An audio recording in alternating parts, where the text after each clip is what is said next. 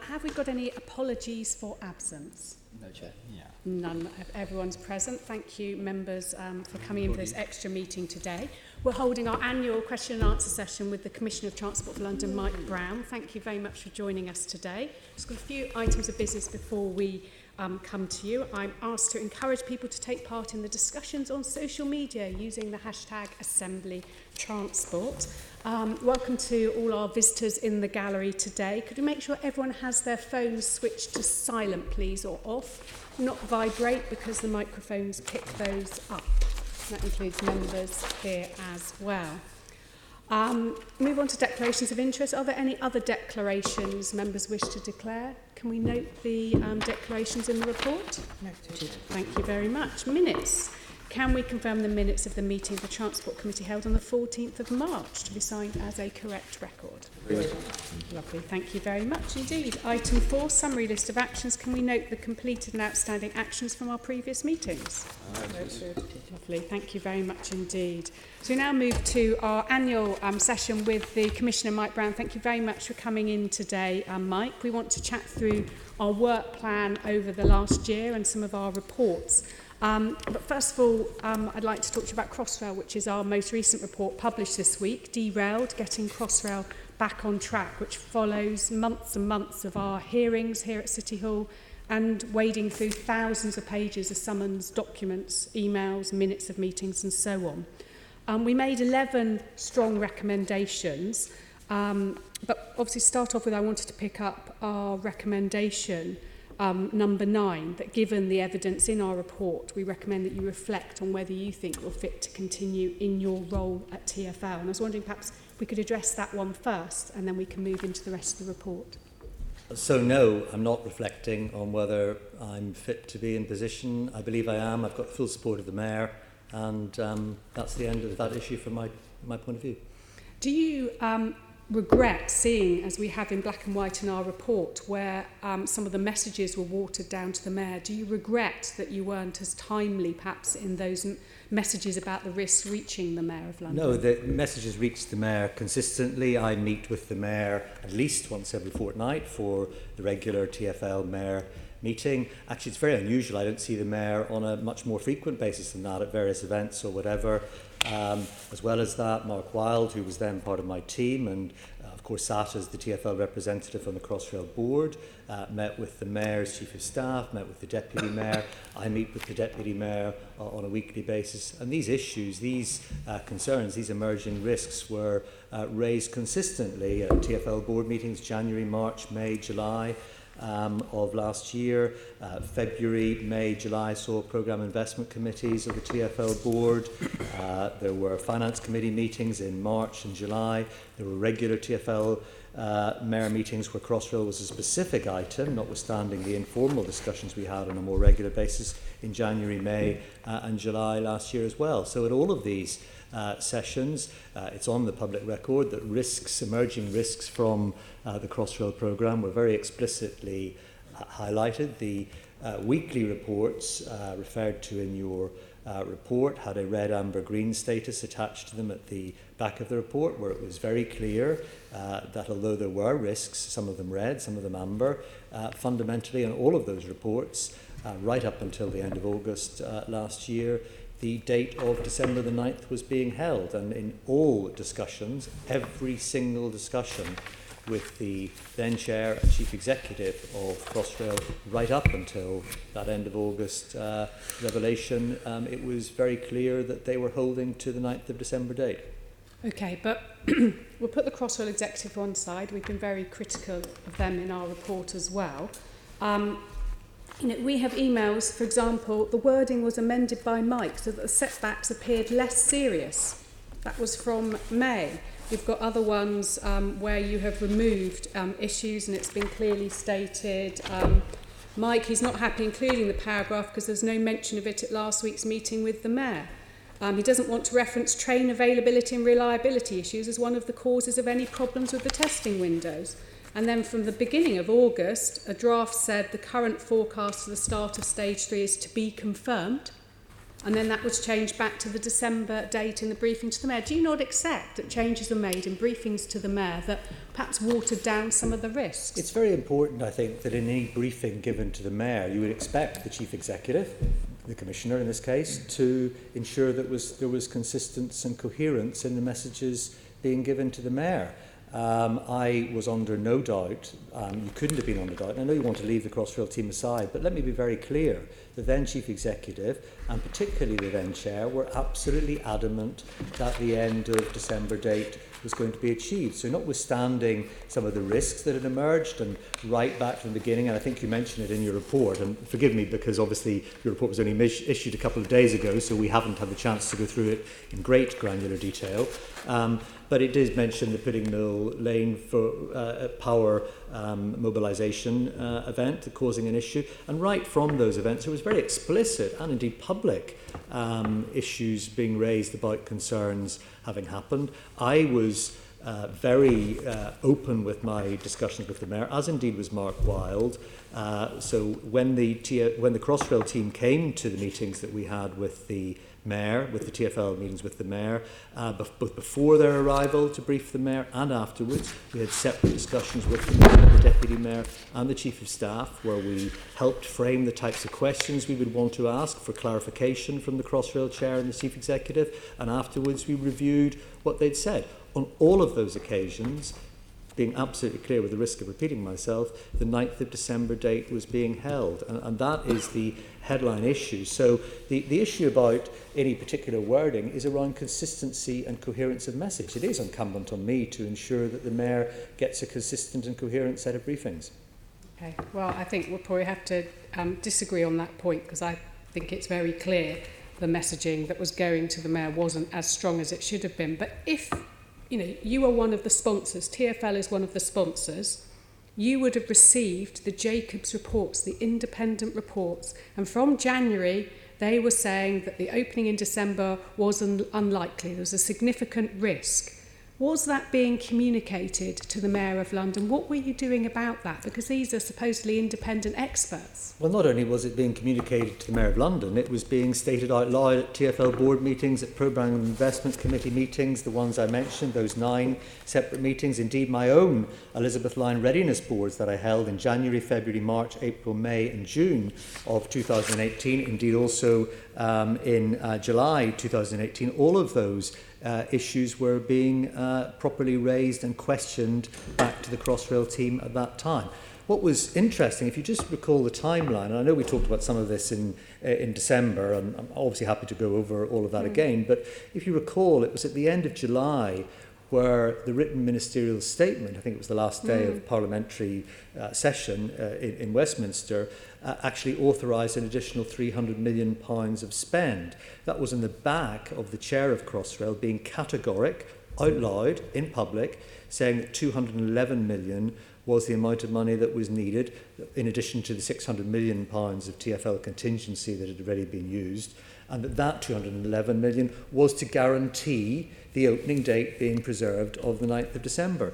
In his first meeting with the new Deputy Mayor, when she took over in June, the Deputy Mayor reminded me, as we were talking a few days ago, that the first thing the Chair of Crossrail said to her was, put the date of the 9th of December in your diary firmly, it's going to happen. So I think we've got to be very clear about the consistency of messages here. There was lots of questioning within the Mayor's meetings. There was lots of discussions with the Mayor, with the Deputy Mayor, between Mark Wilde, who was then our representative on the Crossrail board. I don't want to confuse his current role with what his role was then, but he was our representative on the Crossrail board.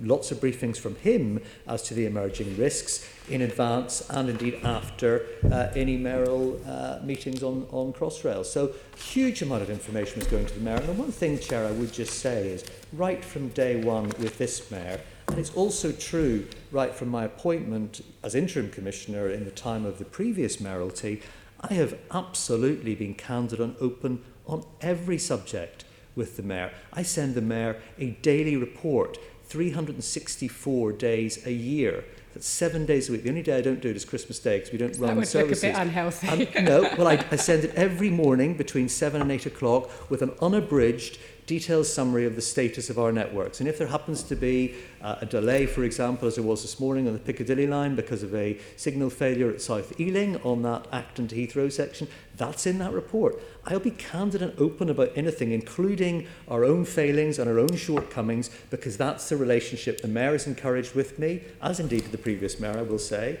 and I absolutely wouldn't want to work for a Mayor that wanted it any other way. Okay, but what I want to pick up is Jacobs were these independent reviewers. In January last year, they said there's a significant risk and to stage 3 opening. The TfL board minutes said there are some increasing costs and schedule pressures, but the programme for December 2018 remains on track. Yes. That's clearly not true. Well, it was the view of the Crossrail team. It was the view of those who were running the project, Chair. And let me be absolutely clear, we had a representative on the Crossrail board. We were a co-sponsor with the DfT. But ultimately, the accountability, the responsibility for delivering this project was the independent chair and independent board of Crossrail. That's the way the organisation was set up. I think, if I may, Chair, say that some of your recommendations around future governance arrangements and other things are extraordinarily helpful at first glance, and things that we've already put in place. So, for example, unlike in the previous administration, I now attend the end of every single Crossrail board. I did so a week ago, just before Easter, where I attend the end session. The new chair, Tony Meggs, his deputy, Nick Rainsford, and other board members. In fact, every single other board member gave their perspective on the programme and some of the issues that exist, and the chief exec then gives a summary. That facility simply wasn't open to us in the previous iteration of the way the board works. So you had to kind of take it as a fact that the Jacobs report or any other report, highlighting risks to the programme, was being taken and absorbed by the Crossrail team, and they were coming back consistently in public at all those meetings I outlined at the TfL board, the Programme Investment Committee, sometimes in the face of some quite intense scrutiny question from TfL board members, from myself, from other members of my executive team, and they were coming back and saying, yes, there are risks, here's what we're doing, we're managing these risks, we're sorting them out. I visited Maidenhead, the constituency of the Prime Minister.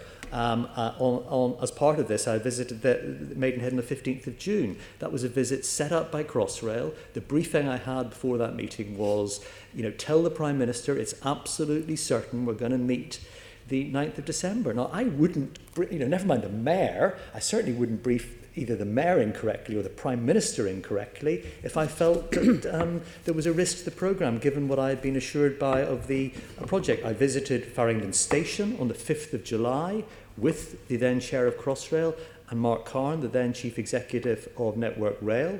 I specifically remember asking questions of the Chair at that time as to whether and what needed still to be done at that specific station and whether that was replicated elsewhere. In particular, there's a unique design of an incline lift at that station.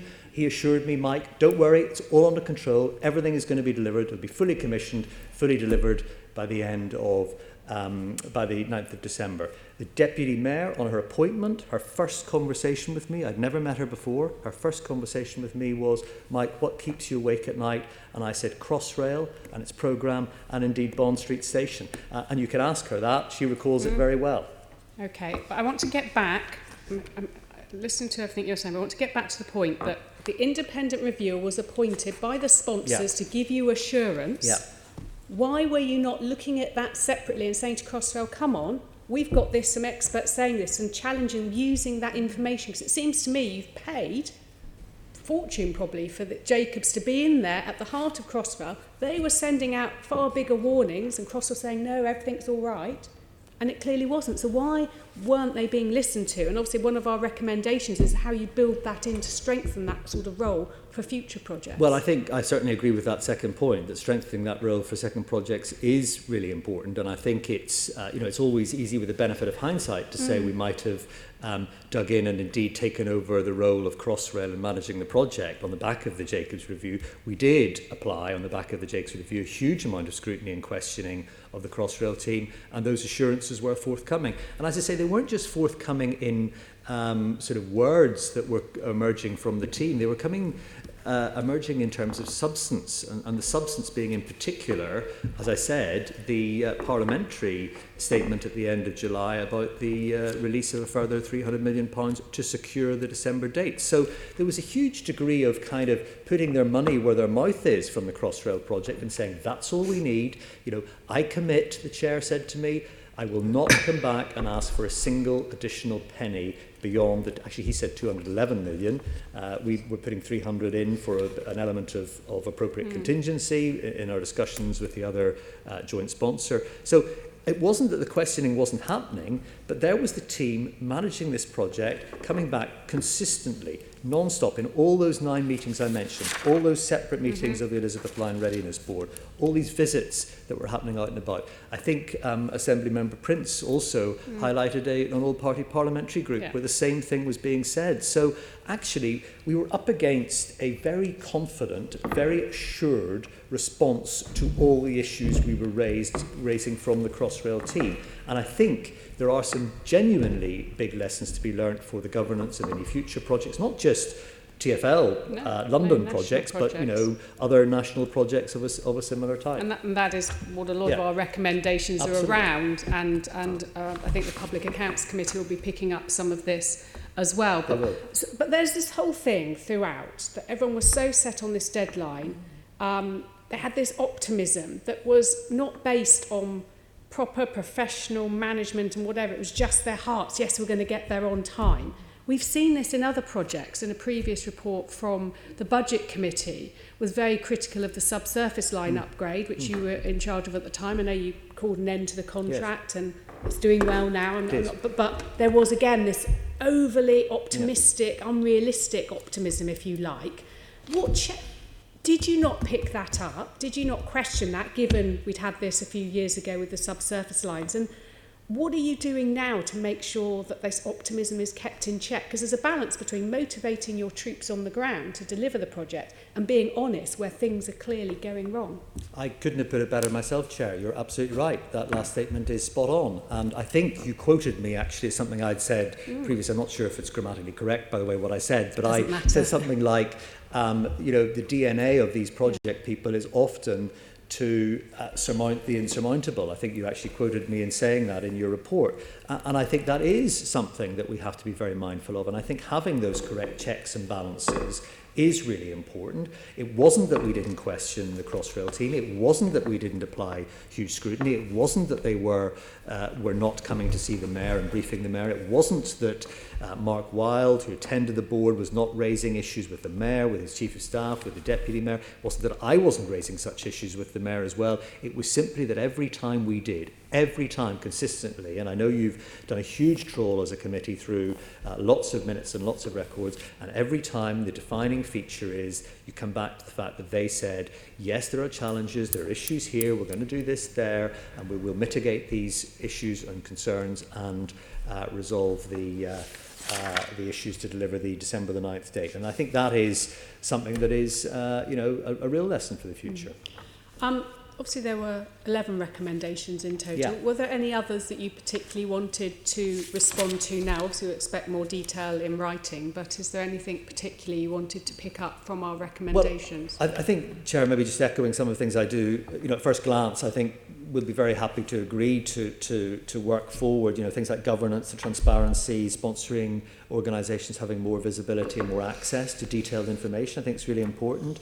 The remuneration, I think, again, we're on record as raising that as an issue. I was incredibly frustrated that the notification of remuneration of senior people at Crossrail was coming as a fait accompli. Actually, after it had already been paid, it was coming to the TfL Remuneration Committee. That was a frustration to me. I think the corporate culture is something that, I've just highlighted one of the issues that I think is markedly different with the new chair and with Mark Wilde now being in as the new chief exec, the deputy chair and the rest of the board, which is pretty much 100% changed from where it was before. And I think the spirit of openness, scrutiny and proper dialogue is quite different. So I think there are a number of areas that obviously I'll want to review in the fullness of time, as you would expect, to come back to you formally. But I think there's a number of very helpful recommendations which I would concur with within your report. Lovely, thank you. And just, is there anything, because you're commissioner of one of the sponsor bodies, is there anything with the helpful hindsight, with the help of hindsight, that you regret that you would have done differently? I think the one thing I regret is, and it was way before I was Commissioner, but when the structure of Crossrail was set up in 2008 as it was, with the very clear stipulation that it was at arm's length from both TfL and indeed from the DFT to prevent, in inverted commas, people like me fiddling around with the detail of these fantastically talented individuals managing the project. I regret that, frankly, when I was appointed Commissioner, I didn't just review that and challenge whether that would have been appropriate to adjust and change. However, if you look at the context, you know, at that time the project was seen as on time, on budget, was going really well, was held up, you know, even by your committee, if I may say, as being an exemplar of delivery. And I think it is a shame that actually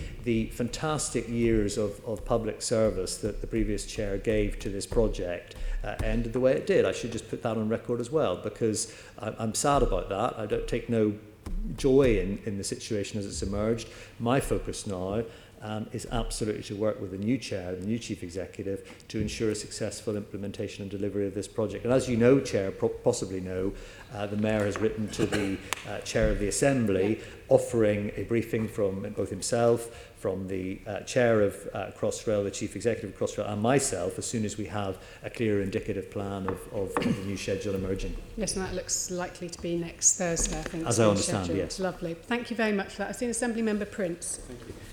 Good morning, Mike. Morning. I'm just a bit curious, actually. First of all, you said you do daily updates to the Mayor. What was that, verbal, email? Oh, it's by email. Email, okay, thank you. And then obviously you did these weekly updates. The daily updates to the Mayor, I should just say, are on the service position every day. I don't give daily updates on Crossrail progress. But yeah, no, I appreciate that. Just to be clear, Chair, sorry. Understood. Yeah. No, I'm just curious that, you know, if you're, and I don't doubt that you're open and transparent, why did you feel the need to sort of massively change these emails? I'm sure you're aware of the ones that we're referring to, so as to really deny the Mayor the opportunity to have a proper overview of what was happening on Crossrail. Why did you feel the need to do that? Well, I think the point I would say is this is about coherent and consistency. So having messages that were coherent, a lot of the stuff that we got to put into briefings for mayors, frankly, wasn't even legible. And I had to kind of ensure that it was properly communicated in a clear and consistent way to the mayor, consistent with the briefings that he was getting from Mark Wilde, who was our nominee on the board, and from the chair and chief executive. And it seemed to me to be strange that if there was meetings that had happened only a day or two before, or indeed were about to happen a day or two after, from the chief executive and the chair, it would seem to me to be very important that there was a consistency of message being communicated. And I also just go back, if I may, to the point I made about the red, amber, green status at the back of each of these weekly reports to the mayor, where it was very clear. I mean, you know, this is a very visible, you know, the red, amber, green rag traffic status. Yeah, exactly. It's very clear about what areas were red and needed significant mitigation applied to them, what were amber, that were issues that were being flagged up, what were green and were on a trajectory of delivery. And for all of those, and all of those reports consistently said that despite the red, amber, green status, the December the 9th date was deliverable. So I think it's, you know, it was just important to me to ensure that the mayor gets properly and consistently briefed. But if you were to look across the reports, I mean, did you have access to the Jacob reports? Yes, we'd seen the Jacob report, yeah. Because in those it's quite clear that there's very much doubt about it opening on the 9th of December. And the nature of the questioning that both the mayor applied directly, that I applied, that Mark Wilde applied, the deputy mayor, the mayor's chief of staff applied in meetings with the Crossrail senior team, was exactly reflective of that report and of other emerging concerns in the traffic light, as you describe it, the red, amber, green status. So those questions were being asked, and they were being scrutinised very clearly. And, you know, as I said to you, you know, I used the example of the Farringdon Station visit with the chair of Crossrail, and I again, as we were out there, I was slightly incredulous. I'll be honest, and said, is this station really going to be ready? And I think the expression used by the chair was something like, well, it's a bit like a house. It looks like it's got a long way to go, but it's just the finishes to take place. As it turned out, it was much more than finishes, because as we now know, unfortunately, not a single station was close to being able to be commissioned before December the 9th. It wasn't immediately obvious to a non-engineer visiting a station like me that was going to materialise. But didn't you, well, you visited Farringdon, and as you said yourself, the alarm bells were ringing. When was that visit to Farringdon? That was just roughly. I'm not going to. No. Sorry, I did have it there, didn't I? It was on the. I just want to get the date right. 5th of July. 5th of July. Yeah. Right. And so there you had questions yourself about it.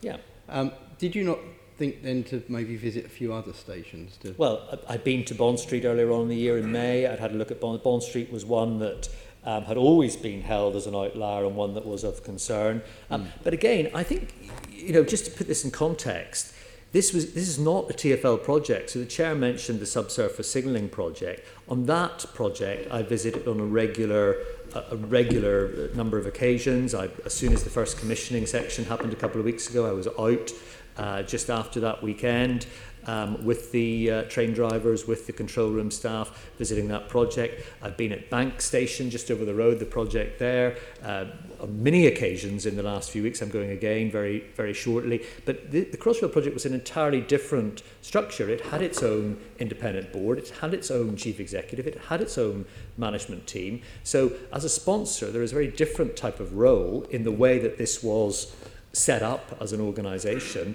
than there is about projects that we are directly managing. It is quite different. Yeah. But where do you think the buck stops, though? I think the buck stops with the independent chair and the independent board of Crossrail. And the thing I regret most, if I may, Chair, through you, is that the balance being struck between supreme and understandable and appropriate advocacy of a project and everything it's delivering, and the proper scrutiny of a non-executive board of the executive team. I think that balance was not struck correctly in the latter stages of last year in the project. So I think that's something that is a lesson. And actually, if I may just contrast that with the level of rigour and challenge and scrutiny that I get from the current TfL board, it's very different in that regard. I mean, I don't... I go to the Programme Investment Committee, I go to the Finance Committee. Not all commissioners have always done that, but I make it my point to go to all those committees as well, of course, as the TfL board. And actually, I very much welcome the level of scrutiny, oversight, questioning. They're public meetings, so many of you, I'm sure, have observed them or certainly read the notes of them. And the scrutiny, you will notice, is really quite significant and appropriately significant. When would you say that the penny dropped for you? The end of August, when it was revealed that it wasn't going to open in December. And you didn't have any inkling before that? Well, we knew there was risks, and I think, as I've said before, I've said to this committee before, the Assembly before... I'm sorry to cut across you, Mike, because I love listening to you, your wonderful lyrical voice, but... I've been called worse. What I just don't quite understand. Clearly, you're an intelligent man, and you were getting these reports, and we've seen in the Jacobs report, even as early as June, they were saying chances are it ain't going to happen. Why did you not feel the need to let the mayor know? Well, we did let the mayor know. We had consistent problems with them. We had consistent... Well, the mayor says that the first thing he knew about it was on the 28th of August. No, he didn't say that. I think what the mayor said was that risks had been emerging throughout and had been highlighted to him in an open way about the types of issues that were emerging at the time. And there was an issue that was very explicit around the balance between running the train in test operational mode alongside trying to finish off the construction in the tunnel and in the stations area. That was raised. I mean, right from earlier on last year, when the issue of putting Mill Lane, as I've alluded to, was raised, these issues were being raised in public. But as I say, fundamentally, every time these issues were raised, every time there was questioning of the Crossrail team, consistently, throughout, on every occasion, on all those meetings that I listed, and other informal discussions with the Mayor, the Deputy Mayor, the Mayor's Chief of Staff and others, on every such occasion, the Crossrail team said, yes, there are concerns, absolutely, we're managing it, we're managing the risk, we're aiming for delivery at the end of, on the 9th of December. And as I said to the Chair, again, with the risk of repeating myself, they did put their money where their mouth is, because they went to the Transport Minister and said, actually, 300 million is what will guarantee the end of the December date being delivered. You were at, I think it was you that mentioned previously, the all-party parliamentary group, where the Chair was adamant that this was going to be delivered. I have to genuinely believe that he thought that was still the case. So are you saying then that it wasn't until the 28th of August that the Chair said to you, Mike, we have a problem? At the meeting after the end of August, Crossrail Board, that's when the programme to deliver to the 9th of December obviously became undeliverable. Yeah, but that wasn't the question I asked though, was it? The question I'm asking you is, are you telling me that the Chair didn't speak to you off the record before the 28th of August? No, on the contrary, the Chair at the meeting at the end of July with the Mayor made it very clear that despite the risks that were being highlighted by the Chief Executive and others, he was sending the executive team back to do some more work to ensure that we had clarity, and he said very explicitly the December 9th date holds. Put on record that obviously the former Chair completely disputes that and says well, he no, did say going to so. come to that. Sorry, actually, yeah. sorry. No, that's fine. Going to carry on. I was going to say, I have had a meeting with the former Chair, and he does dispute that neither you nor the Mayor were aware of the date that was going to stumble before the 28th of August. What I'm asking you again is, are you saying that you had no private conversations with Sir Terry Morgan and the Mayor, well, you can't speak on behalf of the Mayor, so I won't ask that question, that said to you, look, we have a problem? So Terry Morgan said to this committee on the 12th of September, there were no dates, there were no costs identified. This is reference to the July meeting, but we formally briefed both sponsors that the date was at risk, and we were doing this work intending to report back at the end of August. There was no other date on the table. In fact, what was actually declared, nobody in the board had seen those numbers nor dates when they instructed the executive to do more work.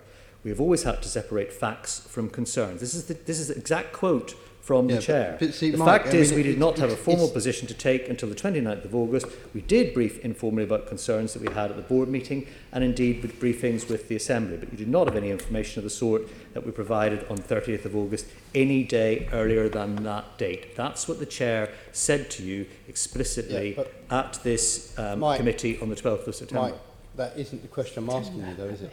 I'm just clarifying what the Chair said, though, which is because you mentioned the Chair. That's not the question I've asked you. I'll ask you again the same question. Are you telling us that you did not have private meetings with Sir Terry before the 28th of August where he made it clear to you that the date of the 9th of December was not going to work? I did not have any meeting, no. You had no conversation, no telephone conversation, no email conversation? No.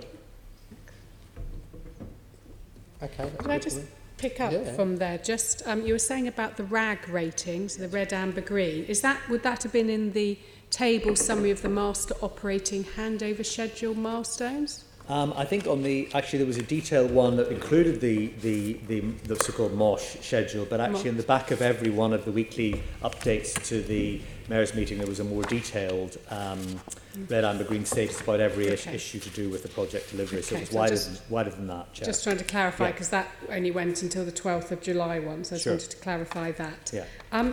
You talk about the scrutiny you get from the TfL board. I've sat in a number of those meetings. If you think that's tough scrutiny, I presume they're tougher in private than they are in public. There are a few sharp questions, but a lot of it, what I would consider to be rather soft, but that's just a difference of opinion.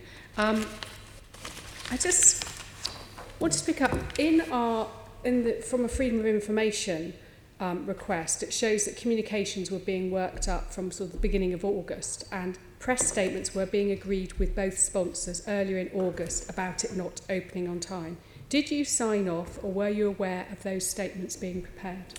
I didn't sign off any statement. I wasn't involved in any detail around that, whatever. But I would say it was probably appropriate that at least some pre-work was being done in the event of it being required. But I wasn't party to those. I'm not questioning that, because that's what good communication professionals do. But if statements were being agreed, and it's clear the sponsors were disagreeing or trying to agree when they would announce it, you weren't aware of that at all, even though it clearly states sponsors? Well, I was aware there was work going on, but I wasn't in the detail of that. I mean, let's put it So this you're aware work was going on, so you had a suspicion it wasn't likely to open in December, but you didn't definitively know till the end of August. Well, I was aware of the risks as were highlighted at the end of July, and I've been very explicit about that, as is the Mayor. We all were aware of those risks, but I've just quoted from what the Chair said to this committee very explicitly. The in September. Yeah, and he then, when he was then not working for Crossrail, was very open and had a different story in December. Well, I can only begin to speculate on his motivation after he left his post. Well, I don't think we should, try to damage someone's character in well, public. Chair, I've been very upfront about the contribution he made to the project, and I would like that on record, because he did make a significant contribution to the project. I think it was sad that his views appeared to be very different after he left his post than they were when he was in his post. I think it's sad that, personally, I think it's sad that he's become the fall guy for this, because when you actually look at the evidence we had from the former chief executives, who were supposed to be world experts in this, leading on the project, and what they were being paid, I think they need to take more responsibility. But sadly, that hasn't quite happened. So, I think that's fair point. Has anyone else got any questions on Crossrail? No? I think that draws that section to a close. Thank you for your answers on that, and we look forward to getting a really detailed reply on our recommendations. Thank you. Let's move on to looking at TfL's performance, and Assemblymember Russell is going to start this off. Thank you, and good morning. I want to look at TfL's performance and to start off by looking at one of the really important targets in the Mayor's transport strategy, which is the 80% walking, cycling and public transport by 2041 target. So what we have in the latest scorecard is not looking great in terms of passenger journeys going down, and obviously we don't yet have any information on walking, because that's coming in the next month, next quarter, and we're also seeing that the traffic index is showing an increase in traffic rather than a decrease in traffic. So why do you think that TfL is not meeting its mode share targets, and what do you think needs to be done to address this? Well, thank you for the question. So actually, I think the information you've probably got access to is period 11. Now, I've got some early indications of year end. Now, this obviously isn't in the public domain yet. And Chair, this isn't because we're being secretive, it's just because obviously this needs to be processed properly. But total public transport journeys have increased over the year, but it is true to say that the rate of increase was slower than in recent years and follows reductions in previous years, primarily reflecting economic difficulties and the uncertainties which we're all well aware of. Cycling journeys did increase over the year, with particularly strong growth where we've made investment to improve the cycling experience. So I think the path that we're pursuing of more cycling facilities, particularly dedicated cycling routes, is paying off. Our measure of walking trips was also up, actually, although this is currently a partial measure. So we haven't actually got the granular detail that we will get to in terms of a better measure for walking, but that is in place for our 1920 scorecard. So you'll see some amendments in that to try and get into that data a bit more scientifically. I mean, clearly last year was, because it was an emerging measure, the way we were constructing it wasn't perfect. Road traffic, you're right to say, did increase slightly across the year. And that's not consistent with the aims of the transport strategy. It primarily, interestingly, reflects in an increase in vans rather than cars, and highlights another area of emerging challenge for us. Now, of course, the ultra-low emission zone introduction and the fact that we've now got 70% compliance of vehicles for the ultra-low emission zone, the early figures indicate, and not categoric yet because we're still processing it. That's part of that journey. But you're right to raise this. This is an area of huge concern for us, and we have to up our focus, and that's why we've made some adjustments in the scorecards for the coming year to get into the detail in a bit more granular way. Yes, now the adjustments to the scorecards, I think you're proposing to use average kilometres cycled per day and the number of public transport trips, which will actually measure how long the trips are, and whether there are more trips on public transport. But it's these longer trips, do they really give a measure of the actual mode share, or are you not just getting...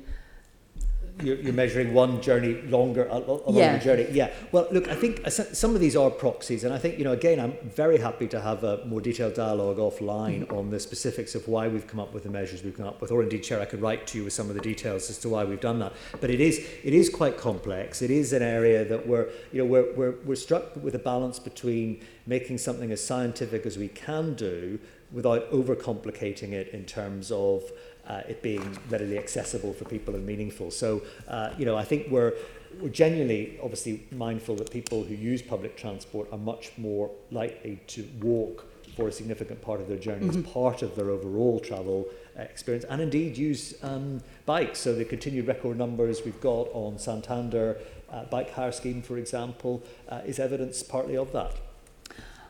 Okay, moving on, just looking at the TfL customer satisfaction targets, which are set at 49%, and you're meeting all of those in the period 11 scorecard, which is one that is the most recent one that we have. So I'm just wondering, do you think those are ambitious enough targets if you're comfortably meeting them all? Well, it's a good question. We're I wouldn't say we're comfortably meeting them. We are meeting them. I think it's fair to say that the percentage of Londoners who agree we care about our customers is the actual point, and it is quite a difficult measure to calibrate both nationally and internationally in terms of comparators. But the areas that we've made some real progress are in value for money, so initiatives such as fares, the hopper fare, and perceptions of staff being friendly, particularly actually now bus staff, having done the training with bus staff, I think has gone up really quite significant, as well as the Here to Help tabards that we've introduced on London Underground to help with staff visibility there. So I think my sense is it's about right, but we have to continue to push this. Of course, in parallel, within the detailed divisional scorecards that I have to manage the place with London Underground, with London buses, we continue to be at record levels with customer satisfaction levels around the 85% mark there, which are actually world beating in terms of their numbers. So this is a very specific type of analysis we do, and it seems to me to be we'll continue to keep it under review. I can assure you, by the way, that my approach to scorecard measures is to make them as tough as possible. So if we're achieving more than 65%, 70% results overall in the year on our scorecard, then it's too easy. That's good corporate practice, by the way. That's what you'd expect. Okay, and do you think that, for instance, when Crossrail actually opens, or when the big signalling projects that are ongoing at the moment with the District Circle, Metropolitan, Hammersmith and City lines get delivered, don't you think that those might be moments where you might get some step changes in terms of customer satisfaction? Yes, I hope so. I think people will be bowled away by the Elizabeth line opening. I think we all agree it's going to be a game changer in terms of London's transport network, and actually in a different way, and I know it's much less exciting on the face of it, but the new capacity on the Circle line, the prospect of waiting for a Circle line train for 3 or 4 minutes instead of 10 is something people will notice when that happens. So I agree. I think at that point there will be a real need to look at this afresh and ensure that we are stretching ourselves in that moment, much the way that we did in the lead up to the Olympics, where, as you know, we'd had huge upturn in both reliability performance, delivery, and indeed customer satisfaction scores. Okay, so we can expect to see those targets shift. We'd certainly be expecting to adjust them on the basis of new assets being brought into service. Yep. Yeah. Okay, thank you. And then going back to the scorecard. Yeah. We've got traffic volumes rising in outer London. What more do you think that TfL needs to be doing to address car use in outer London? Well, I think it's the output, for example, of the Central London bus consultation, where we, of course, made some changes to connections from the original proposals. We made some changes, for example, the number 19 route, where we proposed some changes. We decided on the basis of the over 7,000 people that responded to the consultation overall to amend those changes. That's an example where we're continuing to work with promoting bus usage in outer London. The new proposed route that's in consultation now finishes, I think, about the 17th or 18th of May on the route to Kidbrooke in South East London is another example of where we're trying to encourage people to get onto buses for perhaps the first time in outer London. And of course, I think the continual work that we'll be doing now on the next stage of the ultra-low emission zone will, of course, again encourage people to change their journeys. But I do recognise, and we've been very open about this, and in my regular meetings with boroughs across the capital, borough leaders and chief executives across the capital, I'm very mindful of the specific challenges, geographical area by geographical area in outer London, to ensure there is decent connectivity between the transport hubs and between the destinations, the town centres, places people want to really go to in outer London. So we're continuing to focus on that. And what about walking and cycling in outer London? Because some of those streets are sort of very hostile, traffic dominated places, particularly the TfL roads, which tend to be the very big ones. But for the people who need to walk along them, and there are increasing people walking along them because of all the new housing developments that are happening everywhere in London. Have you got thoughts about what you can do more for people to get more people walking and cycling in outer London? Well, absolutely. And I think, I'm not going to call out individual boroughs, because some boroughs are doing some fantastic work about this. And by the way, it's across the political spectrum. It's not based on any particular political leadership of any borough. Some are extraordinarily good. And I think Will Norman, the Walking and Cycling Commissioner I work with incredibly closely on this matter, has been talking to boroughs with Gareth Powell and his team about what more we can do. Some of this is around speed limits, some of it is around decent environments. Actually, in many ways, it's treating some of these outer London town centres a bit like you treat the centre of the city overall. So recognising that London is not just one homogeneous mass.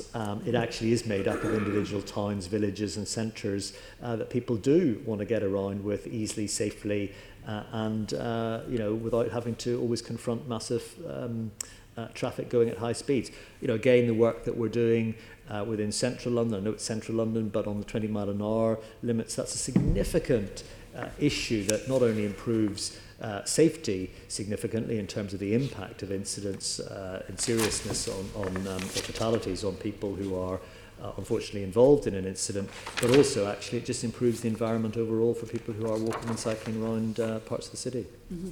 And do you think that 20 mph do you expect that to be rolled out more widely across the city? I'd like to see it. Clearly there are some roads that it wouldn't be appropriate to do because of the nature of the way they are, and indeed the nature of the way pedestrian flows operate. But I think as a principle, anyone who's witnessed it, where they operate, where they are operating, where 20 miles an hour limits do operate, it does make a significant difference. It feels different and people do behave differently. Yeah, thank you.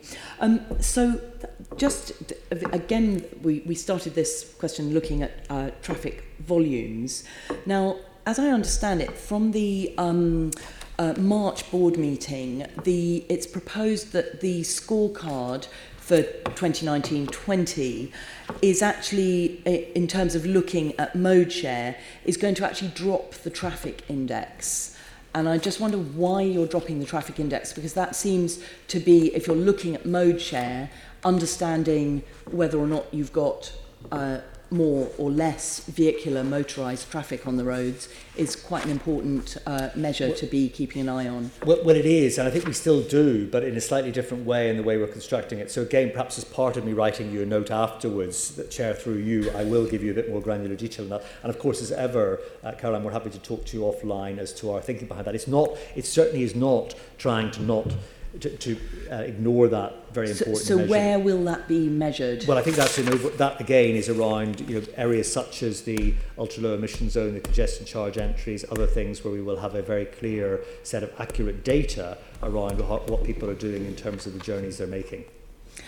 So, but does this mean that you are stopping collecting the data that you have been collecting? No, we'll continue to collect it. It's just a matter of what is in the top level scorecard. So again, I think it's worth saying, Chair, through you, that we do have divisional scorecards still. I'd have to check the detail within the surface transport scorecard as to whether it was still picking up that measure, but we'll get back to you on that. Could you please get back to us, because I do think that measuring the volumes of traffic is important, particularly in terms of going back to the 80% target for 2041. Then looking at Vision Zero and the numbers of people being killed and seriously injured on the roads, the Q3 2018 data is showing a worrying increase in the numbers of people killed and seriously injured on London's roads. So over this coming year, what are TfL's key priorities in order to push the Vision Zero agenda forward? Well, so first of all, can I just say that every single person who's killed or seriously injured on London's roads is of huge regret to me. These are individual human beings like you or I, with loved ones, with families and friends. And I was really struck, and I will answer the question, but I was really struck with a session I attended of victims of either serious injuries themselves or with road police. Yes, absolutely. And it was an extraordinarily powerful session. It was very moving. The Mayor and the Deputy Mayor and others were there as well. Extraordinarily moving session.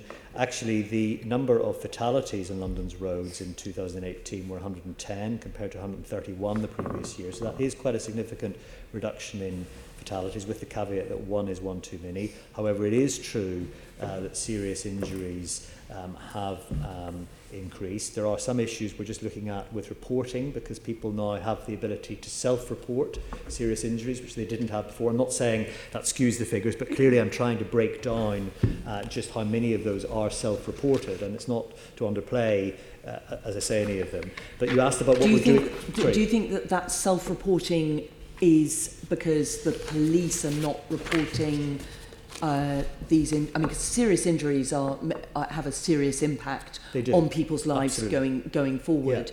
Yeah. Do you think it is that the police are not picking them up and reporting them, so people are self-reporting them? Well, maybe. I think it's just trying to get a much more coherent picture about the data out there. So I, regardless of what it does to the data and how it appears, I think it's really important that we have the fullest possible picture of deaths and serious injuries in this case obviously on London's roads. So I don't want anyone to ever think that I don't want the fullest possible picture, even if that means in the short term some of the numbers appear to be higher. Yeah. So I don't think it's a matter about the police. That's not my issue. I mean, I have regular discussions with Cressida Dick and others in her team on enforcement and other issues.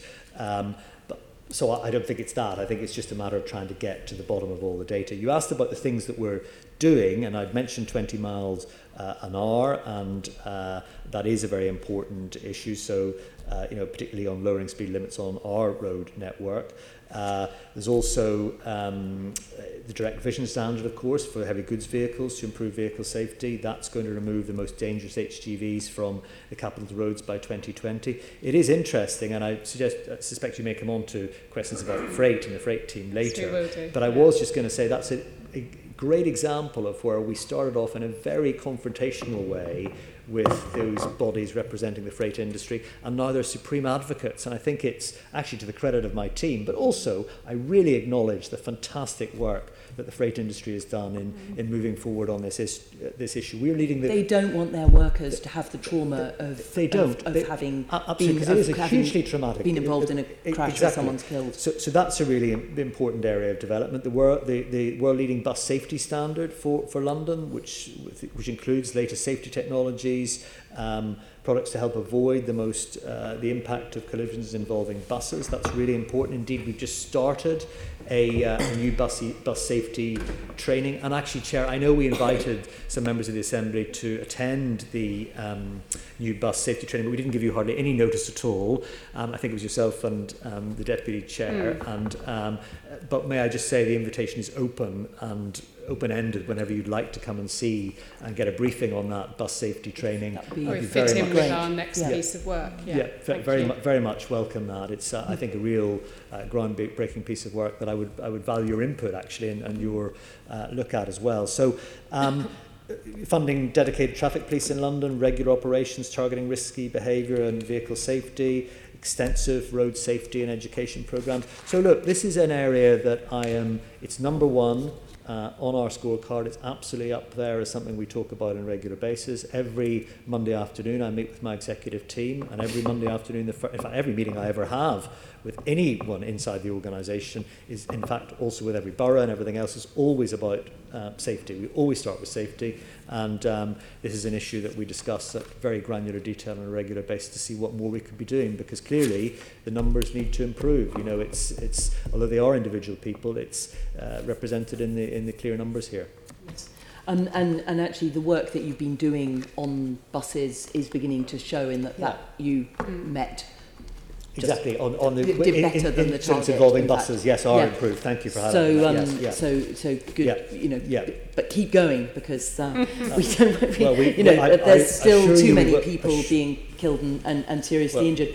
Now, in terms of the trajectory of future reductions in the numbers of people being killed or seriously injured, if you miss your 2018-19 targets at the end of the year, what do you get? Is there anything that you can do to really to do more to try and turn this around? Well, I think we have to continue to focus on things we're doing, but we do have to think of other new ideas. And again, by the way, for the avoidance of doubt, my team doesn't have a monopoly of good ideas, so we do talk to a number of interested groups, those Roads Peace, others, who have a significant input into these issues, so that we can continually learn as to what more we can do. And I think tackling the most dangerous junctions in London is really important as well. Highbury Corner, as recently as this weekend, where we changed the configuration of the road layout there to help improve issues there. Old Street roundabout, obviously another notorious area where there's work going on. So I think continuing the focus of the plans we've got, but where possible, ramping up, doing things faster. I'm incredibly impatient on this subject. If you were a fly on the wall of some of my meetings with my team, you would discover the vehemence of my impatience. So, but we don't have a monopoly of good ideas, and as ever, I would welcome views from individual committee members or anyone else on this subject matter, because we don't have all the answers. Okay, well, I'm sure lots of committee members will come up with things for you. Now, TfL has undergone a lot of organisational change. Yeah. Going forward, how is TfL going to improve workforce engagement and particularly representativeness? Because we're, in terms of all staff, in terms of how representative the staff of TfL are in terms of all Londoners, you're on amber, and in terms of the director level staff, you're actually on red. So what work are you doing to improve the representativeness of TfL workers? Well, it's true that those are certainly areas we've got to improve, and we've got to improve it for two fundamental reasons. One is it's morally wrong where we are, and secondly, actually having a properly diverse and representative workforce hugely enhances our ability to make decent, wide-ranging decisions around any table that we sit. So it's something that I will continue to push very highly. We've got a new diversity and inclusion director that sits on my executive team. He's Stanton Brown. He's doing phenomenal work ensuring that we have diversity and inclusion dashboards for every one of our senior managers across the organisation now, so they have very granular detail within their own area. In 2018, with regard to directors or senior managers, actually 50% of our senior appointments have been women. That's the first time in our history we've achieved that. It obviously takes some time for that to translate into the full and proper representation of that group of employees overall. We've got mentoring and internal work experience programs supporting women and BAME colleagues in middle manager roles in London Underground operations in particular, where we've less representation. That's been an historic problem for a long time, and actually it's also a particular challenge because the turnover levels are really quite low there. So actually you tend to have people who are often white men who've been in position a very long time doing a very specific role in parts of the underground. As I say, the dashboard for each individual business area includes the focus on the experiences of underrepresented groups of our employees. I would also say actually just a few weeks ago we had an extraordinarily positive session where the leaders of our staff network groups, who are real people doing real jobs in the organisation as opposed to people like me, so real people coming to my executive team, giving us, if you like, some free internal consultancy as to the sorts of basic things we needed to sort and fix out. It was extraordinarily powerful, and we're developing an action plan as a result of that to ensure that we do even more in this area, because it's really important that we do this. It's really important we get this right. So do you think that will help with the engagement of staff? Because in terms of your engagement score, that's also looking red. I mean... The engagement score is a real concern to me. I mean, it stayed the same as last year, which you might say to some extent is quite a good result given the scale of transformation and change that we've been undergoing as an organisation. But nonetheless, I'm not happy with that score at all. With 18,000 people responded to the survey, that's positive. That's a very high level of response by industry standards, so that's good.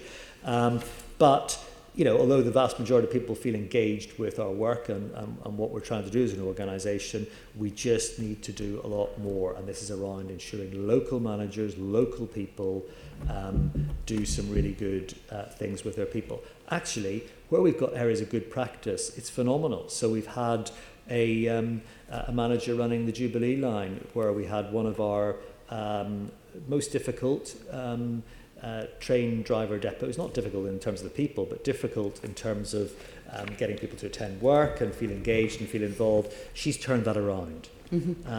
The director of bus operations within buses, her scores have rocketed under her leadership. Very interesting, those two managers are women actually, but they're real exemplars of how to do things right. So we're now embarking on a specific dedicated programme with a focus on London Underground, because that's where most of the operational staff sit in the organisation. But Gareth Powell within Surface is replicating the learnings from that for his operational areas as well, because that's where we really need to focus. So there's a lot of work going on here. That's reassuring to hear about that. There's, I mean, you mentioned Highby Corner earlier, and actually I'd like to give you some positive feedback on that, in that during the works there, which have been going on for several years, there has been real attention to detail in terms of public safety, people walking and cycling, and regular. I've visited with TfL engineers and seen, you know, really good things that make a real difference to the public's everyday experience of encountering TfL at work. So making sure that the traffic management isn't getting in the way of pedestrians, and that pedestrians can reach to press the button to get a green man to cross the road. That kind of thing, if that's filtering down through the organisation, that's very, very positive and thank you for that. And I think it is actually. I mean, I was out walking the streets with some of the colleagues in surface transport just a few weeks ago, and actually we were looking at some real examples, not just about the work that we're possibly doing on our own road network, but also about where you've got construction, major construction of buildings adjacent to, for example, cycleways or footways, and how you ensure there is proper mobility access for everybody on those footways. We didn't always have that as a standard. We now have this clear standard of guidance. We're calling it out all the time, so people from across the organisation now have a way of calling out where they see bad practice or good practice, and I know Assembly members do that yourselves as well, and I'm always grateful for that, because anytime I see stuff when I'm out and about walking around the city, I always call it out, both good and bad practice. So it's positive to hear what you say, but there's always more work to do. Yes, the one thing I'd like to just ask you to see if you can,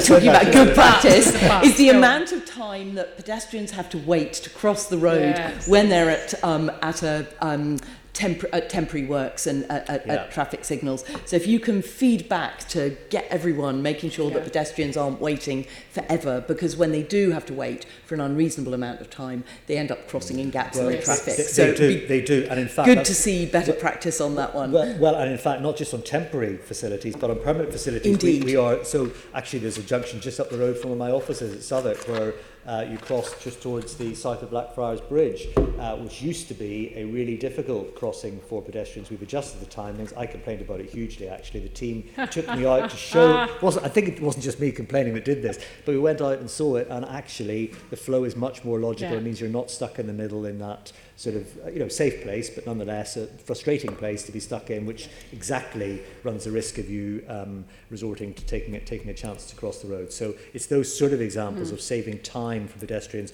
that are enshrined in our thinking. Thank you. Great, okay, thank you. Assemblymember Member Copley, you wanted to come in on this? Yes, it was just a follow on from the question about workforce. Obviously, the TfL's been through a big transformation programme. There's been a big cuts to staff, and there's been a further announcement, I think, of another 30% of cuts to staff. And I'm wondering, how are you going to make sure that doesn't start to have a negative impact on TfL's performance, both in terms of overcutting and getting rid of people that we need for the organisation to function effectively, but also the impact on staff morale as well, having already been through one major reorganisation to have to go through another? Well, it's an extraordinarily good question, and you're absolutely right. That is a real risk, and it's a balance that we have to strike. I would say that the further reductions are primarily in those areas that haven't previously gone through transformation. So we talk, sounds a bit like code when we talk about middle office and back office within the divisional areas. So what we've done previously is we've, if you like, restructured where there's been clear duplication across the various parts of the organisation. So you'll recall I've said to you before in this committee about engineering being an example, where we used to have multiple engineering teams, all disparately spread across the organisation. We brought that together into one functional engineering team. It happens to sit within London Underground, but it serves London Rail, it serves surface transport, it serves the major projects area, so it serves every single part of the organisation. What we're doing now is actually looking at the areas of back office within the division. So where, for example, you've got project sponsor teams, that there were two sponsor groups, one with quite a different way of doing things within surface transport for some of the schemes such as Highbury Corner would be a good example, or some of the other junction schemes we're doing, and quite a different set of people with different management and leadership sitting within London Underground, or indeed relating over to the major projects division. We're now bringing all of those together. So we are tackling different groups here, but nonetheless it does run the risk of creating a level of a desettling experience, if you like, for people overall. So my clear aim with the team is to ensure not only do we keep regular discussion going on with people at every level of management, every level of engagement that we can during this process, but also we have through our HR team, or human resources team, which has also been going through its transformation now, pretty much through it, they have a hotline for people to raise issues, raise concerns, have a kind of different conduit rather than just through the conventional management chain to raise those issues. In terms of frontline delivery performance, I would say that, last year, for example, on London Underground, we ran more kilometrage for passenger service than we've ever run in our history. Actually, we will have achieved, notwithstanding the period 11 results, we will have achieved our excess waiting time for the Underground by the end of the year. That's sort of hot off the press, because I've only just got the validated data literally a couple of days ago. So performance is steady, but, I have to say, one of the advantages of, without labouring the point about my daily message to the Mayor, is it pretty much focuses my time 7 days a week as to how the network, buses, railway, underground is performing, and that's a pretty good proxy for how people feel about the place and how they're responding to the challenges we face. Just the point about back office, though. I mean, the trouble is, I sometimes worry this is used a bit as a buzzword. I mean, when the Met Police were going through cuts, they would say, oh, well, it's back office cuts, but then you ended up with, I think, uniformed police officers taking over some of the functions. And an organisation like TfL, transport planners, for example, might be regarded as back office, but it's absolutely fundamental to TfL's performance that we've got good transport planning, and it's one of the reasons why I think TfL does a lot better job running suburban rail services and the Department of Transport's refranchising. So my concern is that TfL could lose some of what makes it, a really top quality organisation in these areas of transport planning, for example, if that's regarded as back office. No, I think it's a very good point, and it is too easy to define people in that sort of almost jargonistic type way as you describe. I agree with you. I think if you look at something like transport planning, what we've done is actually bring together two teams. So we did have a bus transport planning team that never would have in history talked to the underground or rail planning team. Now that's clearly bonkers when you think about it, and actually now that they are one team under Jeff Hobbs, who many of you will know, who's actually a world-class professional acknowledged by the government, DFT, and as well as peer organisations around the place as being really good at this stuff.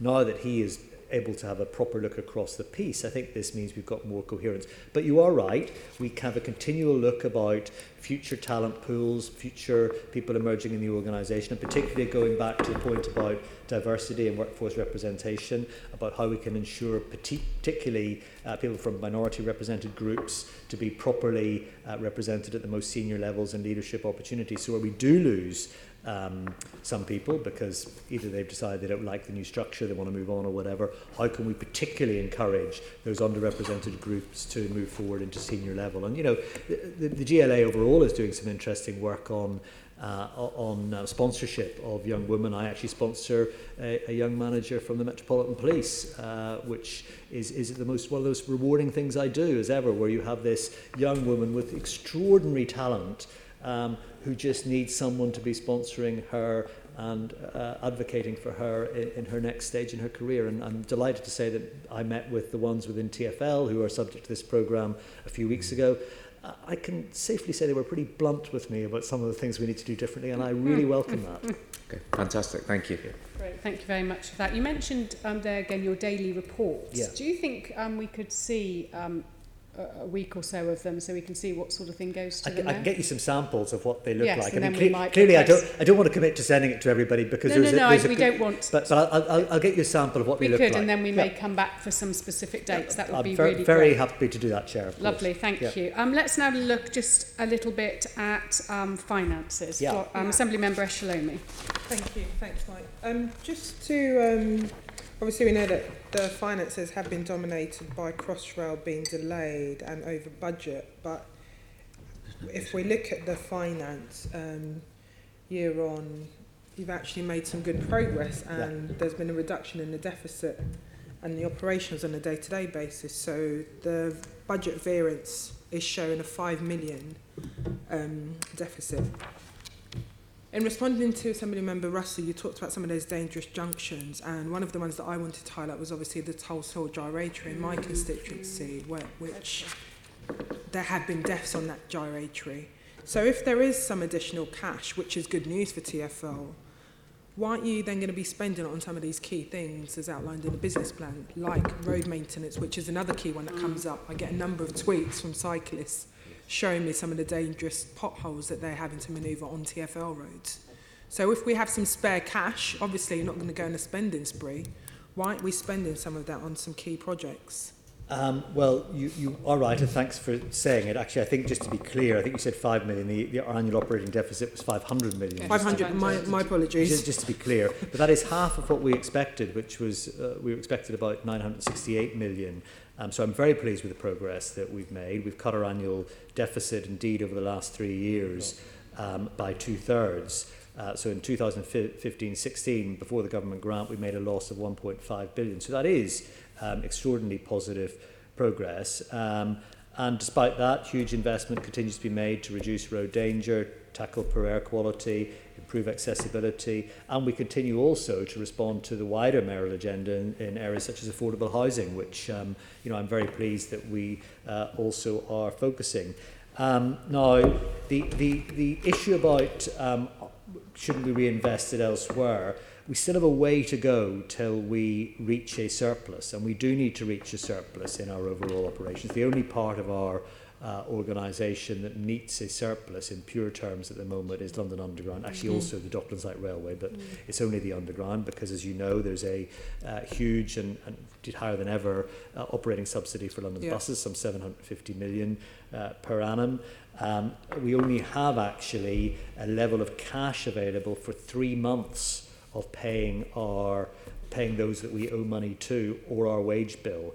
Any less than that is really not good fiscal practice. So, if next time you talk to Simon Killenbach, he will give you a bit more detail on that. But it really would not be wise for us as custodians of the medium and long-term health of the organisation to be spending money that we don't have available. So our first priority will be safety. So Tulse Hill Junction will be part of our plan for safer junction schemes. We will seek to expedite whatever we can in tackling those safer junctions. What I've all made very clear to the team is that even if we can't proceed quickly with the final scheme for some of our junctions that need improvements, we must do some mitigation in the immediate term where problems are identified. It's no good just to say, well, we'll live with the risk. Well, no, you're not going to live with the risk. We will actually put in emergency measures. And if you think that isn't happening at Tulse Hill, I'm very happy. Also, it's not, so it would be good to... Well, in fact, I'll come down and visit it with you and we'll have a look at it if that would be helpful. I'm very happy to do that because it's really important to me. On road maintenance, I think it's worth clarifying this. And I think... Chair, forgive me, I can't remember if it was this committee or the Budget and Performance Committee where Patrick Doig came along and tried to explain the difference between road maintenance and it was proactive roads renewals. So we have had to pause proactive road renewals because London's roads don't have any sustained and steady investment because of the removal totally of the government subsidy, as you know. However, we have not, to be clear, absolutely not stopped road maintenance, and any issues around road maintenance are being dealt with, they are being addressed. So if potholes emerge, if particular issues emerge, those are still being tackled. I just want to be very clear on that distinction. I think Patrick did seek to make that distinction at the other committee, but I just wanted to be clear on that. And we've been gradually improving the condition of our road assets over the last 10 years. I don't want this to be a step back, clearly, because it's very important we continue to have that approach, and this is something that we will be again revisiting in the forthcoming business plan, as we will do all of our spending, given where our financial position now sits compared to where we projected. That's great. Just to come back onto the Crossrail budget, so we've got some figures in terms of the project being delayed and the additional cost which TfL will have to brunt, really that additional loan from the DFT. How much further below budget would we be on the operating deficit if Crossrail had opened in December 2018? Well, actually, let me just distinguish the two things, if I may, Chair, through you, because it's quite important that we get this. So the funding of Crossrail for the capital delivery, for the additional money needed to build the thing, complete the construction, is a £1.3 billion government to GLA loan. So that's not an issue for TfL directly. That is a loan to the GLA, which is then passed through as a grant from the GLA to TfL. Okay. There's an additional, just for the completion, an additional 0.1 billion from the GLA directly to us that didn't come from the government. There is a contingency available, which we have not yet got to be very clear, of up to 750 million, which would require us to negotiate a loan facility with the DFT. That would be directly TfL negotiating a loan facility to the DFT if that were to be required over and above the, in effect, 1.4. So just on those figures, does that include the interest? That includes the whole thing. That absolutely includes the whole thing. So that therefore totals to a potential 2.15 billion additional funding. That's in addition, by the way, to the 300 million I referred to earlier, Chair, in terms of additional funding from the original spend of the project. Now, that doesn't affect our deficit numbers, because our deficit number is around the operational performance of the organisation. So the bit that is important in the operational performance bit is that we would have potentially been £20 million better off, because that's the amount of revenue income we might have expected from the short window of time had Crossrail opened as planned on the 9th of December until the end of the financial year. Now, clearly that increases. So in the current financial year, that increases to up to some 200 million that we would have expected from Crossrail new income being generated. Part of that, part of the new income is mitigated by the plan that we have to still go ahead with what we're talking as stage 5A of Crossrail, which is us taking over the services, the high-level services, we call them, into Paddington from the Great Western end of the railway. And we would get, therefore, some revenue from that. And we're working very closely with Network Rail and the government on that philosophy, on that approach and that plan for the end of this year. No, that's great. Thank you. Just one final question for me. So the final forecast for 2018-19 is showing an operating cost of 354 million below deficit. Will this continue into 2019? Yes, so I'm very confident. In fact, just yesterday, I spent the whole day from sort of 9 o'clock in the morning right through till 5:30 going through in granular detail with my CFO the divisional budget and business plans for this year of every division, and we poured all over it. We gave them huge scrutiny, even more so, Chair, than the board gives me generally, in terms of granular detail as to what their plans look like and how those will materialise. So, there are still some areas where the actual detail of how they will find the savings and delivery what they need will materialise, but generally we came away from the end of those sessions thinking there are credible plans in place. Okay, thank you. Sounds like an exhausting day, I have to say. Assembly Member Prince. Yeah, sorry. Could we just quickly go back to that 1.3 billion? You say that is a government GLA organised loan. So the GLA are borrowing the money from... Yeah. So it's the GLA then that will be servicing the debt? Yes. Right. So that therefore doesn't become a cost to TfL That's or correct. to Crossrail? Yeah, that's correct. But it does to the people of London? That is correct. Yeah. Okay, that's fine. Thank you. Very good. Lovely. Thank you for that. Right, let's move on to our next section, which is Rail in London, and Assembly Member Bailey is going to lead that off. Morning, Mike. As we said, this section is about rail in London. Concentrate. Our seminal report, Broken Rail, talked about a overall strategic plan, a joint plan between yourselves and Network Rail on rail in London. How much work has been done on that plan, and what will the TfL's role be in that? Well, thank you for that. And can I just, again, Chair, say that we very much welcome this report. I think transferring responsibility for key rail assets to Transport for London would be a first step towards a long overdue transformation of the transport network in South and South East London in particular. My view is the current franchise system is broken beyond repair. Large dysfunctional franchises, not fit for purpose. This is not a fault of the individual operators, by the way. They are working to the system that is in place, but it's not fit for purpose in an urban context, whatever the differences might be for long intercity contexts. Metroisation will allow us to make targeted improvements, and the work that we have done so far, in answer to your question, is to look at particular junctions where, if you were to be able to invest in infrastructure improvements, you would liberalise those junctions, free them up for much greater capacity services. So junctions such as at Herne Hill, at Tulse Hill, Lewisham, Balham, Falcon, which you might not have heard about, it's where the West London line meets the Brighton main line at Clapham Junction. A number of junctions along the South London line, best dealt with by simplifying service patterns and recasting the timetable. Crofton Road Junction, Cambria Junction, Canterbury Road Junction, Brixton Junction. You know, it's really interesting that where we have got a grip of national rail services, we have seen some really significant improvements. So on the eastern and western TfL routes, which will of course become part of Crossrail, the east has improved 2% since we took it over, with the highest moving annual average performance that it's ever seen in history, that route. And the West, remarkably, we've only seen it during the financial year, has seen growth of up to 7.8% already, just by us applying the level of focus we need to. So I want to continue to feed into the Keith Williams review. I've met with Keith Williams, who obviously I knew previously when he was previously on our board. I also knew him when I worked at Heathrow.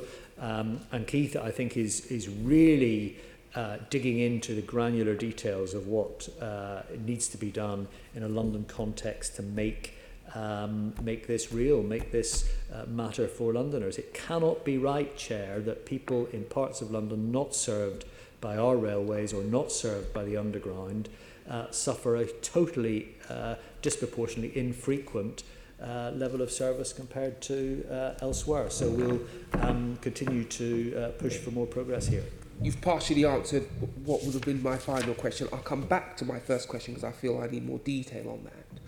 But so you feel like you've partially answered. So what progress is TfL making on engaging with partners around the metroisation? And what possible timetable could we be talking about to see some significant improvements? Well, I think we do need to wait for the Keith Williams review. I mean, I'd like to say we could do something outside of that, but I think the Keith Williams review is held up by the government and everybody else as being a really important moment in the industry. I really do get the sense, and it's not for me to speak for Keith Williams, but I really do get the sense that he is extraordinarily mindful of the opportunity that this presents to recalibrate the way the national rail industry is constructed. I would also say that I've developed a very strong relationship already with the new Chief Executive of Network Rail in terms of the dialogue with him about what strategically needs to happen. He's looking in the midst of reorganising Network Rail to bring in much more local accountability. I, of course, as you would expect, have been pushing for what that means in a London context, because what I don't want to do is to see all the routes out of London have supreme ownership, but to find out that parts of the West Anglia routes, for example, on the Overground are managed from York. I mean, that really would be a step backwards for me. So we're continuing to work with them on that. But I think it would be, I don't want to mislead you and say that we can do things in advance of the Williams review. I think he'll be giving some early indications in a white paper context by the autumn. So I think we're not that far away from seeing something really quite exciting here. So have you done lots of work in TfL about the case for metroisation, or is that your start point when Keith Williams comes back? Yes, and I think we've moved away perhaps from being explicit about the term devolution, because I think in a way that was quite a narrow definition of us getting control, which meant that the asset and the infrastructure and the capacity enhancements fundamentally still sat with a separate infrastructure owner and operator. And our view now is very much that TfL should have a much greater role in specifying where pinch points need to be removed, how we need to ensure that people have that frequency of service that I refer to, and that's the key thing for me. Where and when and how will you be making that case? Well, we're making it through the Keith Williams review and continually in discussions with the Department for Transport ministers and others. That's a clarification. I'm going to circle back to my first question now and ask what progress has been made between TfL and Network Rail on developing a strategy, a rail strategy for London, a joint strategy. So we are working with them. We're intending that by the autumn there will be a strategy developed on that, assuming we can get alignment of our thinking. Again, I raised that just a couple of weeks ago in my latest discussion with Andrew Haynes. So by the autumn we should see something emerging on that joint strategic perspective. Okay. Can you give us any direction, any indication of how far along you are? Is it a good feeling? Is it going to be delivered quickly? I'm an optimist, and I'm we very. know that. Be careful about that, don't we? History shows us that. Only in this context, I'm an optimist. I'm a pessimist by nature, but I'm an optimist in this context. And actually, I do think that the new leadership of Network Rail is giving real cognizance to this. It actually also does help that the chair of Network Rail used to do the job that I'm doing, so he fundamentally gets it as well. So that dialogue and the nature of those discussions is at the moment very positive. Are there any updates on Network Rail's proposal for London Strategic Forum for rail? No, I can't give you any update on that because I don't know where they've got to with that work. So there's been no sort of conversation between There's been you? some discussion at detail level, but I can't.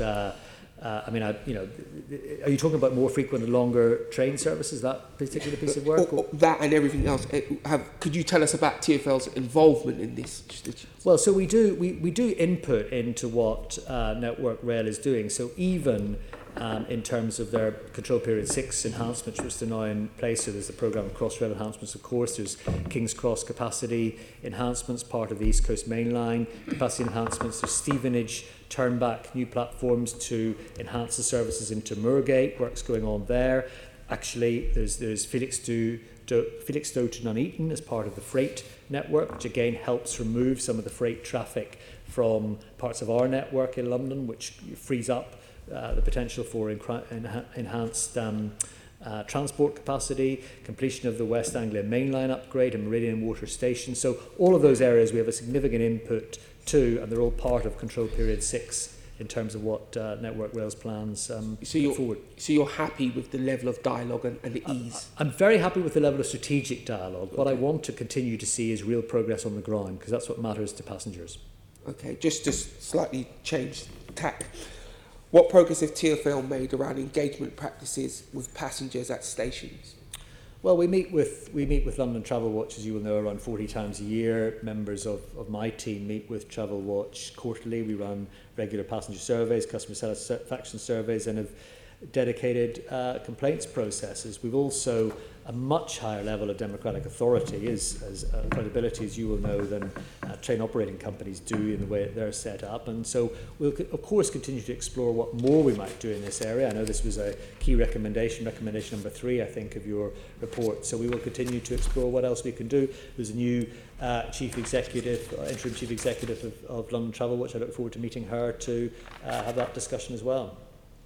I think that's me too. As you just mentioned, Travel Watch, we have got in the audience today Joanna Simons, who's the interim chief executive at Travel Watch, and we also met, so nice to see you. Arthur Leafley, who's the chair, and members are going to hopefully have a quick hello with them afterwards, but I'm sure that would be useful going forward. Could you perhaps in the follow-up letter to this pick up TfL's involvement with this London Strategic Forum for Rail, which Network Rail announced? We've been trying to get more detail about it. It sounds like it could be, of course, a good thing going forward. Right, I had a number of Assembly members wanting to come in on this. Assembly Member McCartney. Yes, Mike, it won't surprise you that I'm going to ask about services into Moorgate, the Great Northern Services, which we know that part of the franchise is going to be severed off from the main Thames Link. I questioned you on this at our transport plenary early this year, and you told me that getting information out of the DFT was like pulling teeth.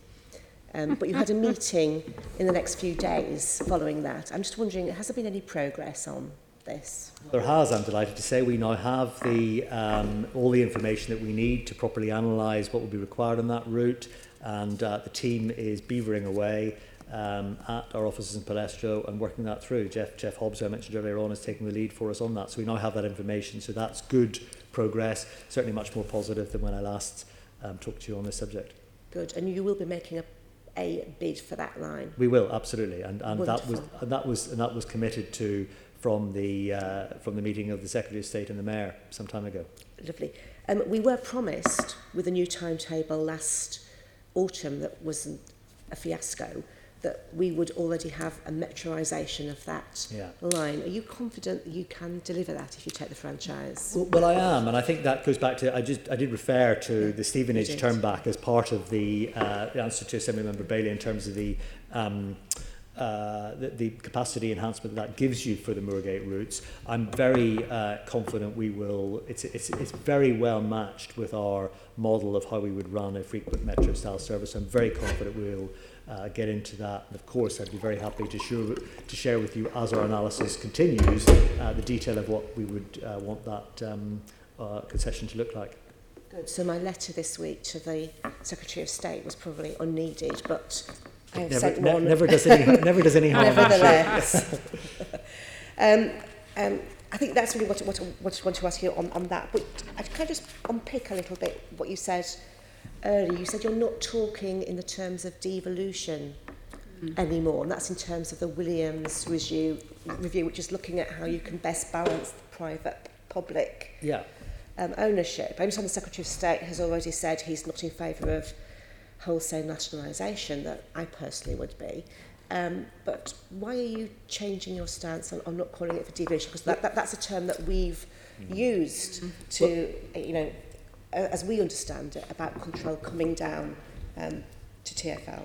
Well, yes, and I'm glad you asked the question because it is worth clarifying. I think the only point I'm trying to make is that what we're talking about in metroisation and in terms of a much more granular involvement in the asset, in the track and the signalling configuration is a step beyond devolution.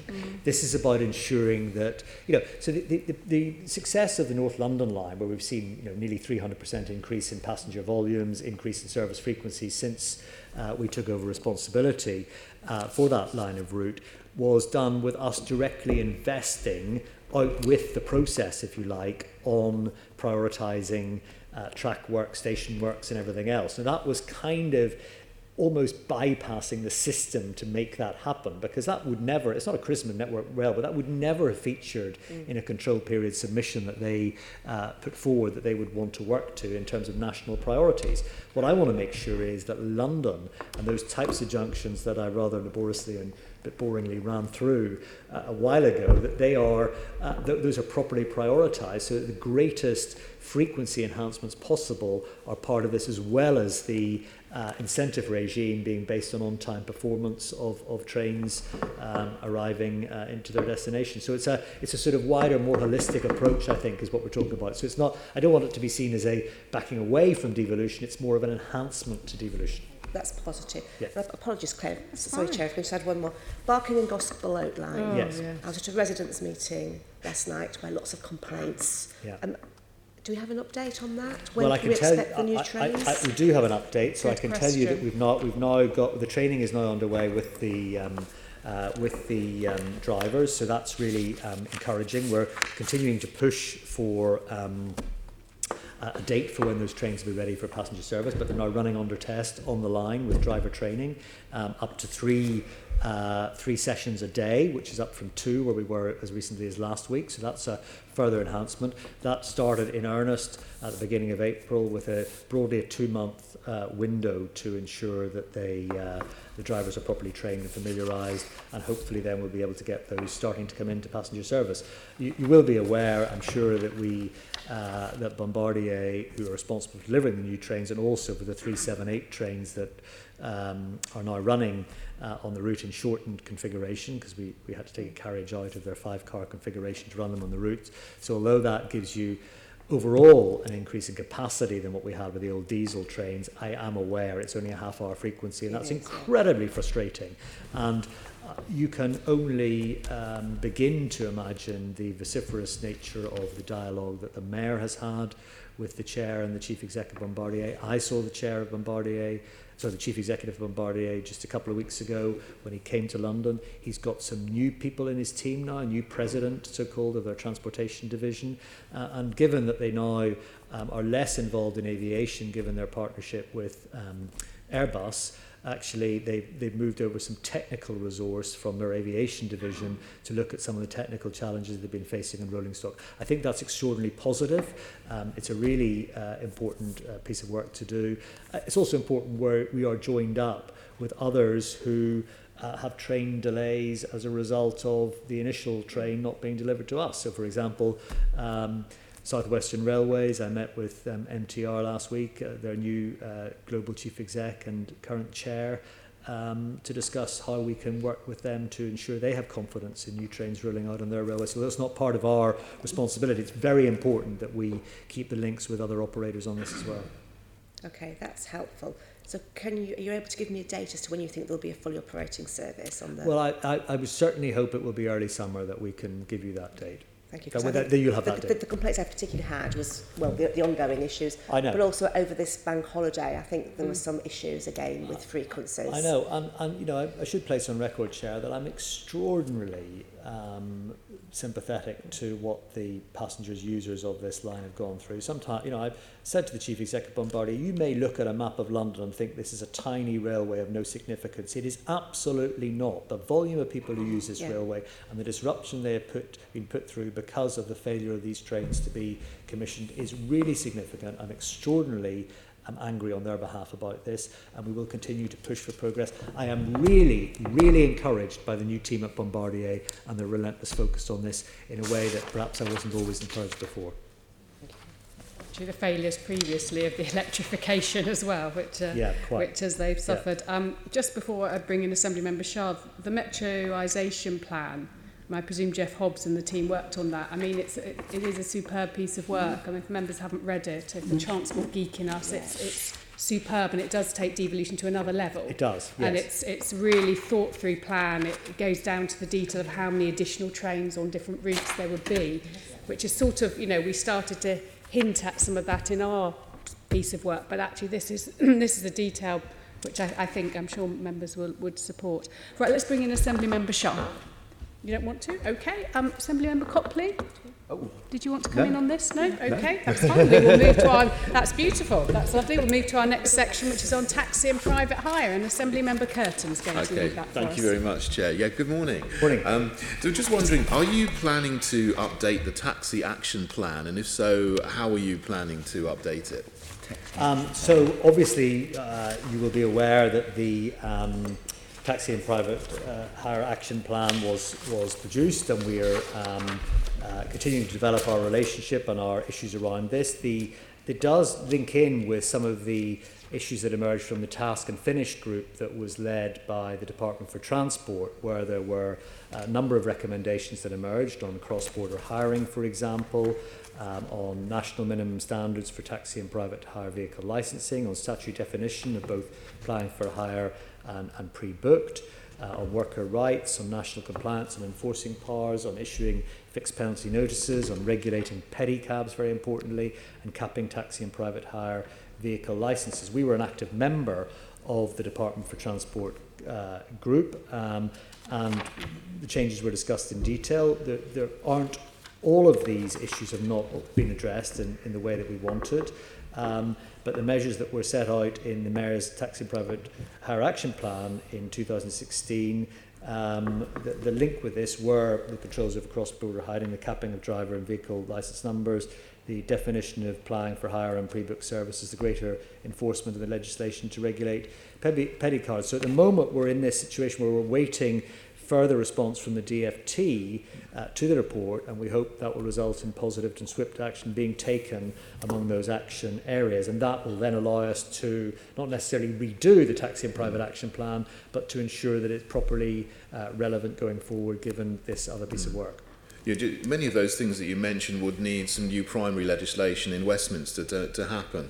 Can you say any more about the sort of discussions you've had with people in the DFT and the APPG and other members of Parliament as to possibly when the primary legislation might occur? Well, you're quite right to say that, and just to give you some detail around that, on workers' rights, for example, the government has agreed that those rights go beyond taxi and private hire, that may not be in the scope of licensing authorities to determine.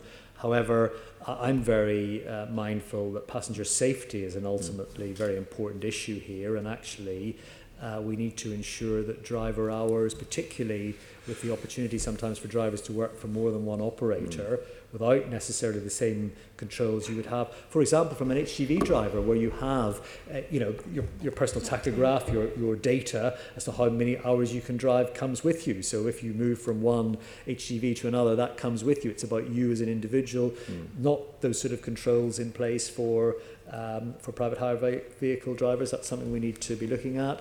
On national compliance and enforcement powers, the government has agreed to introduce legislation in that area, and we've had preliminary discussions with the DFT as to where that legislation might be included and how it might be able to be enacted. To enforce fixed penalty notices fairly and proportionally, well, again, we would need additional powers to issue fixed penalty notices to private hire drivers, and we're working with the DFT on amending current legislation there. That actually doesn't require primary legislation, that would be a statutory instrument, and we'll continue to push the government for that instrument to be enacted. On regulating pedicabs, I'm delighted to say the government is really supportive of a pedicab regulation, which I think we all remember. Unfortunately, because of this issue with private members' bills, it seems to always happen in Parliament. The private members' bill wasn't progressed, so it doesn't look like there's going to be sufficient time within this parliamentary session. But the government did say if it did get scuppered, the private members' bill, or did get talked out, or whatever the technical term is, that it will put forward its own legislation in this area as well. The government has no plans to take forward the proposal on capping the licence numbers. However, clearly we are exploring the other levers that we put in place, so things like the removal of the exemption for congestion charge from private hire vehicles, as you know, has just happened quite recently. And again, we need to tie that in with the cross-border hiring issue, which again, they didn't start this task of finish group with a view that that was necessary. They now understand, following our inputs, as to why it's an important area as well. So, look, there's lots to do on this, but I think we are inching forward, I would say. There's something I want to pick up on in terms of safety and also related to cross-border hiring. It's an idea that's come from some of the taxi organisations that I'm and you are in contact with, is setting up some kind of national database or register of taxi drivers and private hire vehicle drivers, because you can have someone who's done something wrong here in London without any kind of national register. They can just go and get licensed in Southend or Sheffield and something, and then with cross-border hiring they can continue to work here. Have you had any discussions with the DFT about that in particular? Because I think that's something very important to do. Well, I can't comment on that specifically. I'm not sure if we have, but again, I can communicate back with you as to whether we have had any detailed discussion. I don't actually know is a simple answer to that. However, I would say in principle it seems very sensible, and I think if it's administratively feasible, which is often the challenge with these sort of things, then that is something that does make sense, of course. Particularly in terms of safety, because if someone's committed an assault, which is at the forefront of our thinking, and I know you're a very great advocate of that as well. So yeah, thanks. Now, I'm sure you're aware that the Transport Committee has just released a report on the taxi and private hire vehicle trade, and there's a couple of things I'd like you to ask you about in there, which is. We had some discussions with the licensing authority over in New York, and they have another category of sort of operator, which is a high volume operator. What are your thoughts on implementing that and creating a new category for private hire operators, which have a significant number of vehicles and drivers and journeys?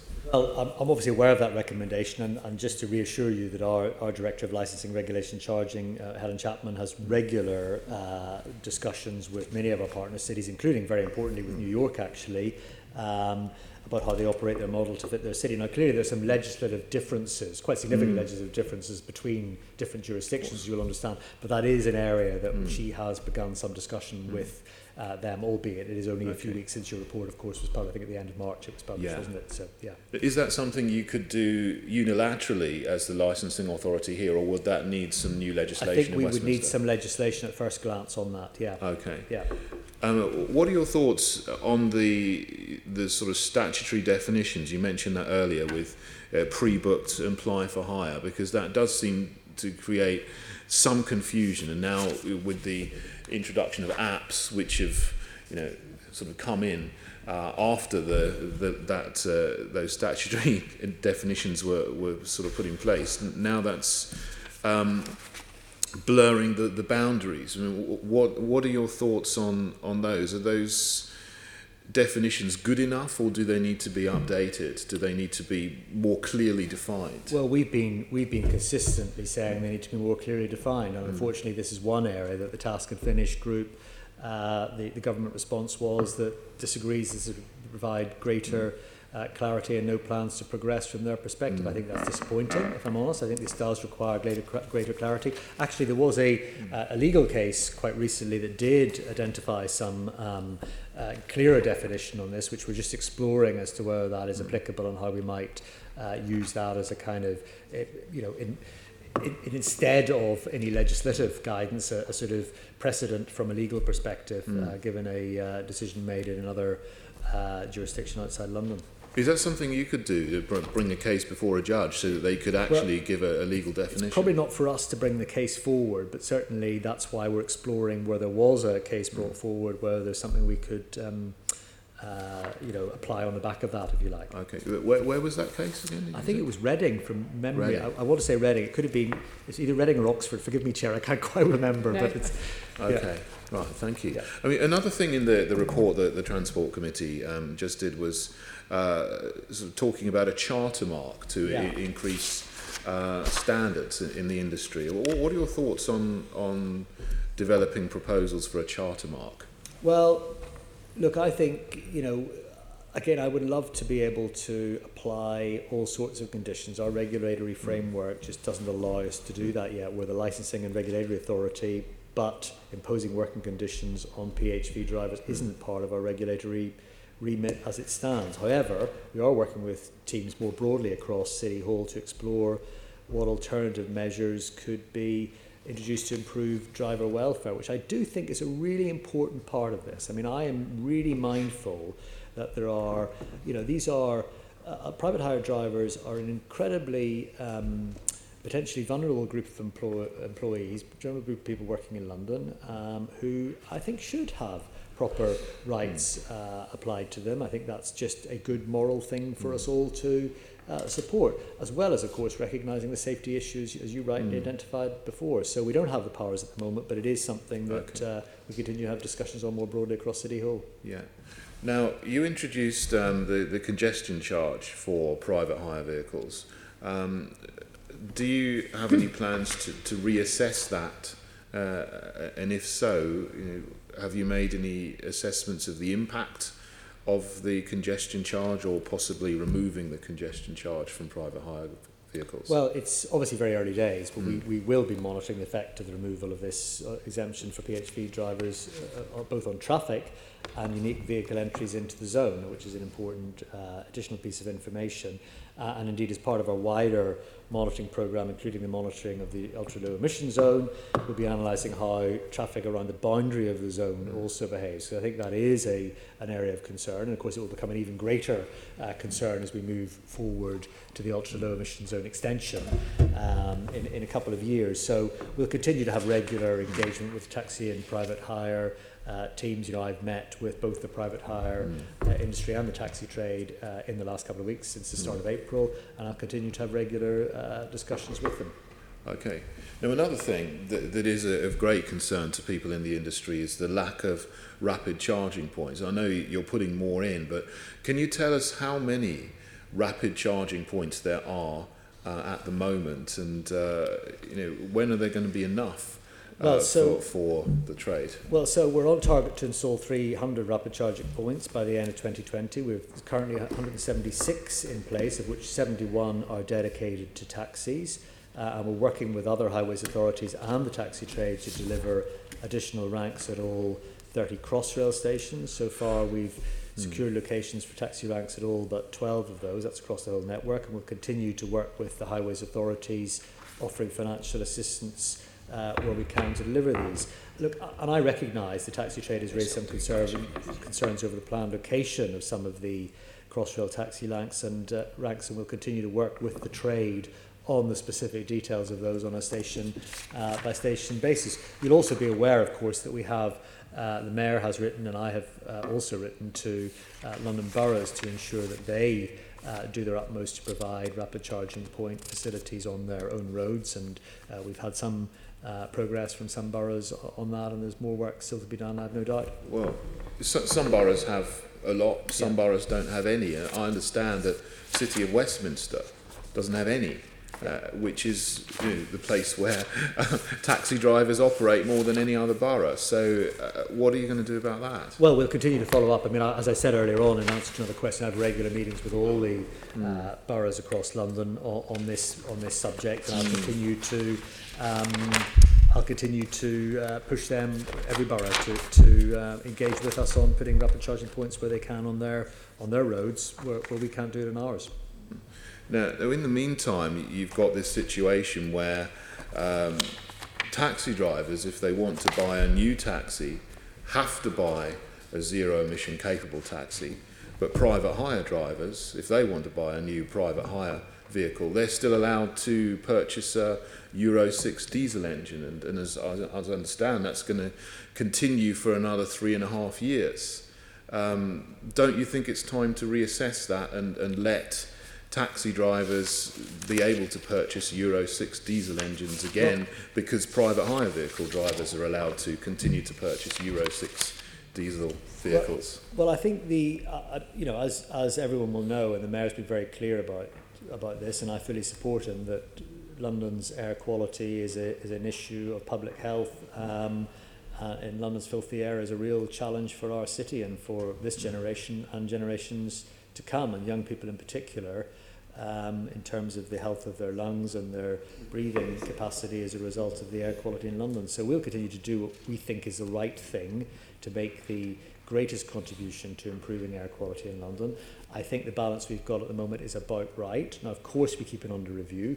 You can only begin to imagine the submissions made to me at both those meetings of private hire vehicle representative bodies and the taxi trade representative organisations, and both of them made quite different submissions to me. So on the balance of where we are, I think we've got it about right. But we have to continue to keep it under review. I would actually disagree with you on the basis of numbers, because the number of new taxis that are bought every year is approximately 1,400. So the number of new private hire vehicles brought every year is approaching 10,000. Yeah.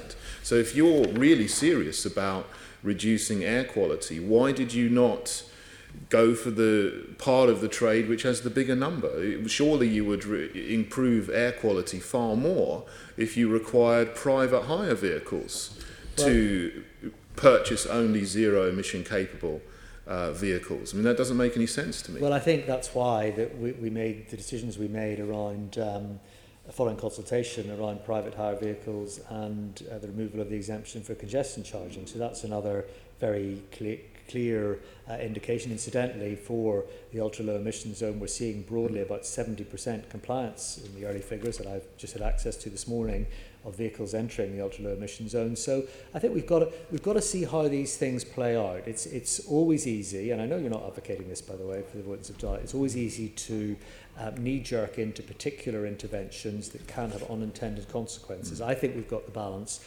about right at the moment. I listen very, very clearly to individual views and concerns. So I've had some interesting views expressed just recently from one of the taxi trade representatives, which we're exploring actively and positively, and we'll continue to work with them when constructive ideas are put before us. Well, I mean, you brought forward the implementation of the ULEZ by a year. Are you going to bring forward the implementation of private hire vehicles having to purchase zero emission capable only vehicles? Well, there's no plans to do that at the moment. We brought through the ultra-low emission zone by a year because the urgency to tackle London's toxic air is self-evident to anyone. But you don't feel that it's urgent enough to prevent private hire? I think, as I say, we continue to keep under review all our policy interventions. There will be things that over time we may need to amend and change, and I think it's important that we keep all these under review and properly assessed over time. Okay. Well, one final question, which is also of great concern to the trade, is the lack of access, or the restriction of access to taxi vehicles, which are all wheelchair accessible, into some areas which they are allowed to go before, but their access is being restricted, particularly roads like Tooley Street, Tottenham Court Road, and so on. This is of great concern to taxi drivers and also the users of taxis who use them because they need to, because they have a physical impairment or they use a wheelchair and will no longer be able to have easy access to some of these roads. Yeah. Don't you think you need to reconsider some of these restrictions on taxi drivers and make sure that they are still able to use Tooley Street, Tottenham Court Road and other areas? Well, yes, where appropriate is the simple answer to that, and that's why the consultations that we've had recently, for example, on Tooley Street, is a genuine consultation where we will be clearly reviewing those issues, and there will no doubt have been many of such submissions made in result of Tooley Street. But we do have to do this on the balance of how we also create, just given the discussion earlier on from Assemblymember Russell around the how this feels for pedestrians and cyclists as well. So it's always a balance. When you have a constrained road space in a city that was constructed the way that London is, as you well know, this is always a careful balance, but I can assure you that the consultation, for example, into Tooley Street was a genuine one, and we will be issuing the outcome of that very shortly. When will the results of the... Very shortly, within the next month or so. Okay, Yeah. right, thank you. Yeah. Right. Okay, thank you. I just wanted to ask you, I think you slightly missed what we're getting at in terms of the charter mark. We're not talking about regulation because we understand there are restrictions, but we're thinking of it being more like a voluntary scheme, a bit like the Mayor has some other workplace ones, where you could put in some of the things that you ideally would like to raise the game across this part of the trade, and have, you know, the idea that you have a private hire firm who'd say, yes, you know, I've got the gold charter mark for this, which shows my staff only drive for this number of hours, you know, we've got their welfare at heart, we've got other safety measures in place. It's about how we drive up. So we weren't thinking about regulation, we were thinking about a voluntary scheme there. Is that something you will consider? Absolutely, I think that's a really sensible consideration, absolutely. Lovely. Okay, just making sure that I've been slightly misinterpreted perhaps Sorry, in that your was briefing. my fault, sorry. No, it was something we felt was a really good way that you could push standards up outside of the technical regulation where you're so restricted by government. Assemblymember Prince. Thank you. Mike, whilst we're on taxis, could you just explain again the reason for reducing the life expectancy of some cabs from 15 years to 12 years? Well, I think, again, this is entirely around what we're seeking to do with improving air quality in the city. So this is a balance of measures that we're putting in place where we're trying to be measured and give consideration to everyone involved in the trade and the industry, and trying to do the right thing. So I think this is a decision we made based on the analysis that we gathered as to what's practical and what's deliverable. But are you aware that by doing so you've certainly damaged the London Electrical Vehicle Company because the value of their second-hand vehicles has dropped? But also, if you were minded to exchange your current TX4 or whatever for a new electric vehicle, your part exchange value has gone down. I remember talking to one cab driver who actually cancelled his order of the LEVC because of the value that had gone down on his vehicle.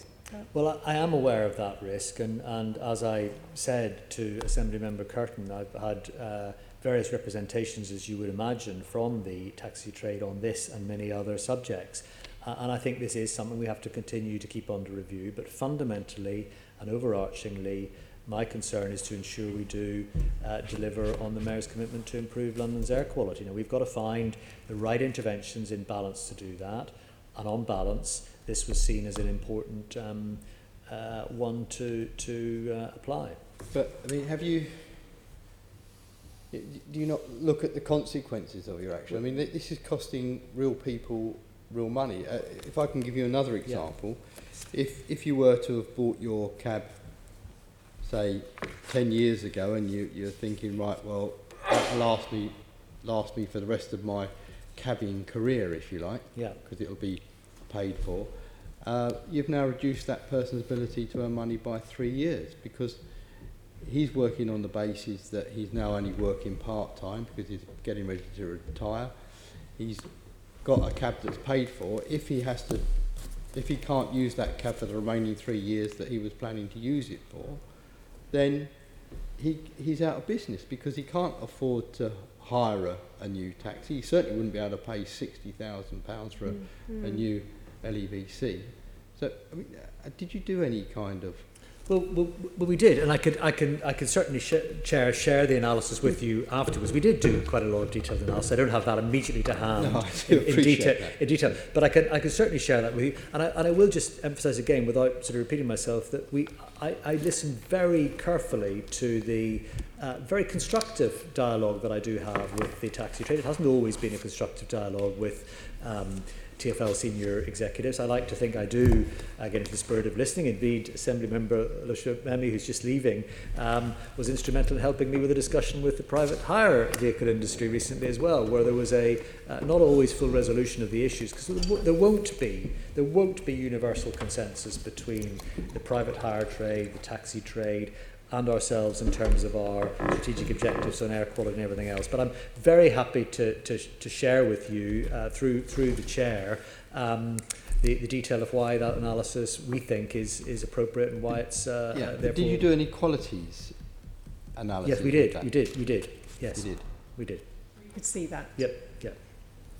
Okay. I just think that what is a very small period of time, you've done a really bad bit of damage to a particular section of the trade unnecessarily. I understand the point, and as I say, I can assure you the trade has raised this very directly and very coherently with me as well. And have you got no plans to compensate those people that you've arbitrarily taken money from? They raised it with me a couple of weeks ago. You've now raised it with me again. It's certainly something I'll take away. We'll have a further look at, and I will back through you, Chair, give you a full update as where we are on that. Okay. And do you have any idea of the numbers of taxis that are affected? Not off the top of my head, no. But you would have that? Yeah, we would have that data, yeah. Okay. All right. I'm happy to have a central discussion. Sure. Thank you. Have that in writing, thank you. Assembly Member Bailey, and then we're going to move on to bus services. Not to labour point, just to follow on from Keith. So, in your qualitative research, you looked at the number of taxi drivers who'd be affected, their retirement prospects, because they'll affect the capital cost of the cab, etc. So your research does look at those things. I believe it does, yes. Again, I'm very happy to share that with you, either in a separate meeting with a smaller group or through you, Chair, and then anyone who wanted to be at a separate briefing on that, I could arrange. And then of course it took into it estimated the sort of impact it would have on air quality once you that was part of our consideration. Of course, I didn't want to labour the point. I just want to make sure that this whole thing be looked at. And I'd love to see that. Let's get that full information, and then let's get a briefing set up for those members who are interested, because clearly I know there's a consultation going on about this at the moment. But let's take up Mike's offer to get that briefing on that. Absolutely. Okay. Yep. Let's move on then to bus services, and Assembly Member Copley is going to lead this. Thank you, Chair. Yes. Despite stabilisation in bus journey times, bus usage continues to fall. What factors are driving this, and what needs to be done to address it? Well, I think there's a number of factors. A number of factors. First of all, I would say that actually the decline in bus usage in London is significantly less than it is across the country. I think just in the last 24 hours there's been some data emerging about bus usage elsewhere in the country, and from our perspective, certainly there is a more positive story to tell. I think it is fair to say that there are a number of different factors. One is that the increased number of people walking and cycling short journeys. There's no doubt about that, particularly when you've got an app-based set of information. As you know, we release all our data real time for any app developer to use. That no doubt helps, because just a few short years ago, none of us would necessarily have had the immediacy of knowing when the next bus was going to arrive, and therefore making a judgment call as to whether actually I'm not going to wait 5 minutes, I'm going to walk because it's only going to take me 8 minutes or whatever else. So I think that's in some ways a positive. I think that's one factor. I think it's certainly true that because of the discussion that we had earlier on with Assembly Member Russell around the increase in van numbers in London, and therefore in some of the traffic levels, that some buses have had some impedance.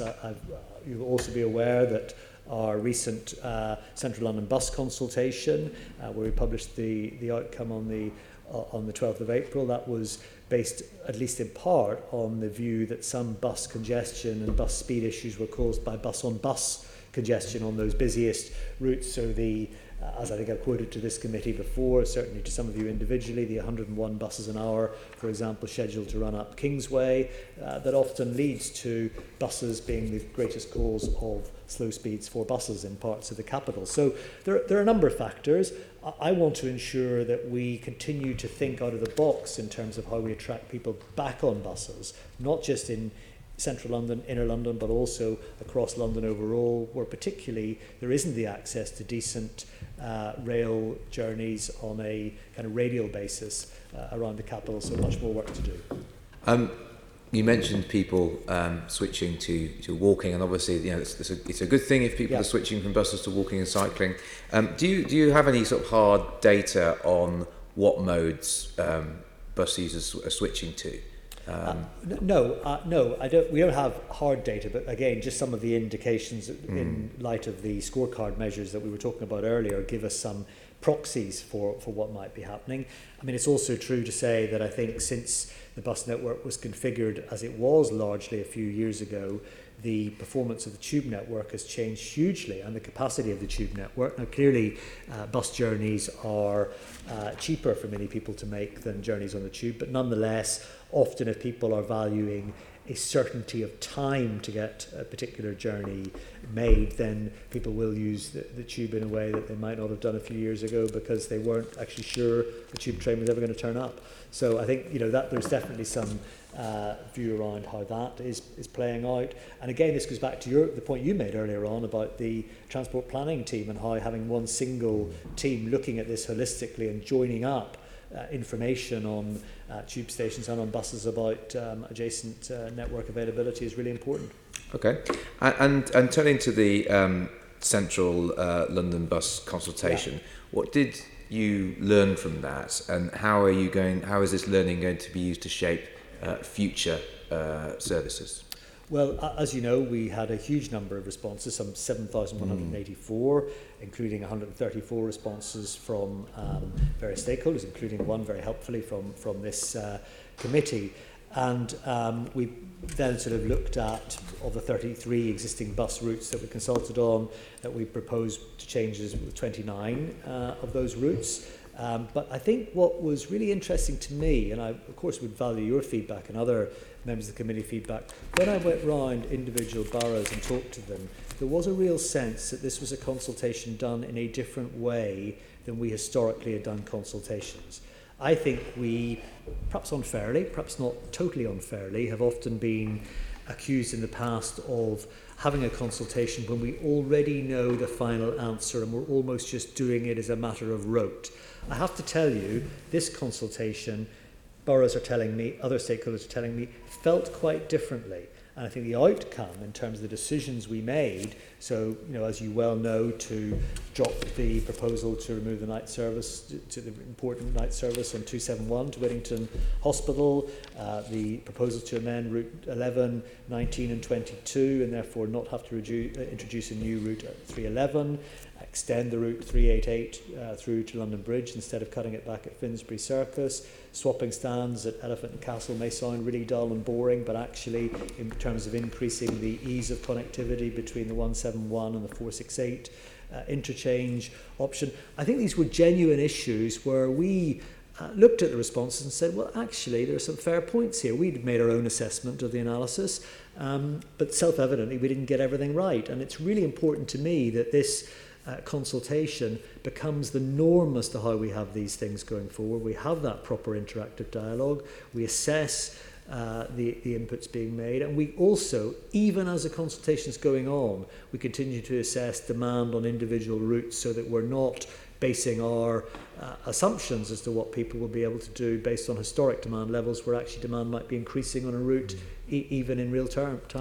Well, I hope that is the case about consultation, because I know, and particularly my constituency colleagues often have concerns about the TfL consultations is just going through the motions. I know if Assemblymember Arnold were here, she in particular has been very vocal about the quality or lack of. Been very vocal with me personally.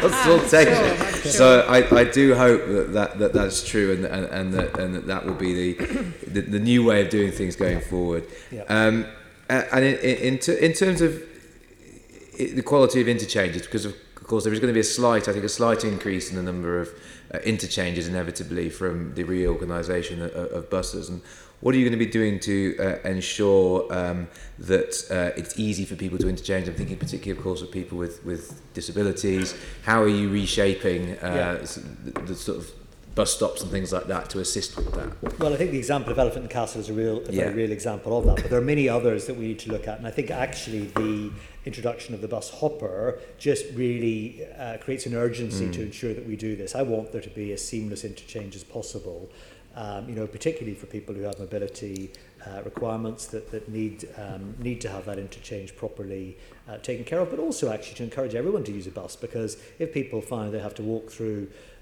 through a wet street for 100 yards to interchange between two routes, that's clearly not the best way to do things. So we continue to have discussions on all of these issues, and even with organisations such as High Speed 2, we've got an ongoing dialogue about buses in a reconfigured Euston station and how that would work, and how historically we used to have bus stations at all major London termini. Those have gradually been eroded over the last few decades. I'm determined that we don't erode the last remaining bus interchange facilities at these key transport hubs. So much more to do.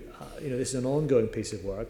I will say that Gareth Powell and Claire Mann and Jeff Hobbs and the team have really got this at the centre of their mind and what they're thinking about. And I think really for the first time in a generation, we've got the real passenger experience at the heart of our strategic thinking, which is as it should be. And just finally, I think we as a committee have called for Wi-Fi to be provided on buses. What prospect is there of that happening in the near future? I think it's a great idea. I think we have to look and see if there's some partners we could work with to do it. I think it's absolutely a great idea. Because I think they're doing it in Yorkshire as well, I think. And I think it's a great idea. Yeah. Fantastic. Okay, thank you. Excellent. Assemblymember Shah. Thank you, Chair. Mike, earlier in your comment you mentioned about a new bus route in Kidbrooke, I think it's 335, which you're consulting upon. And similarly, I understand that there are some further bus reviews taking place for parts of Croydon, Brent, etc. Can you tell us what further plans there are for bus services in Outer London?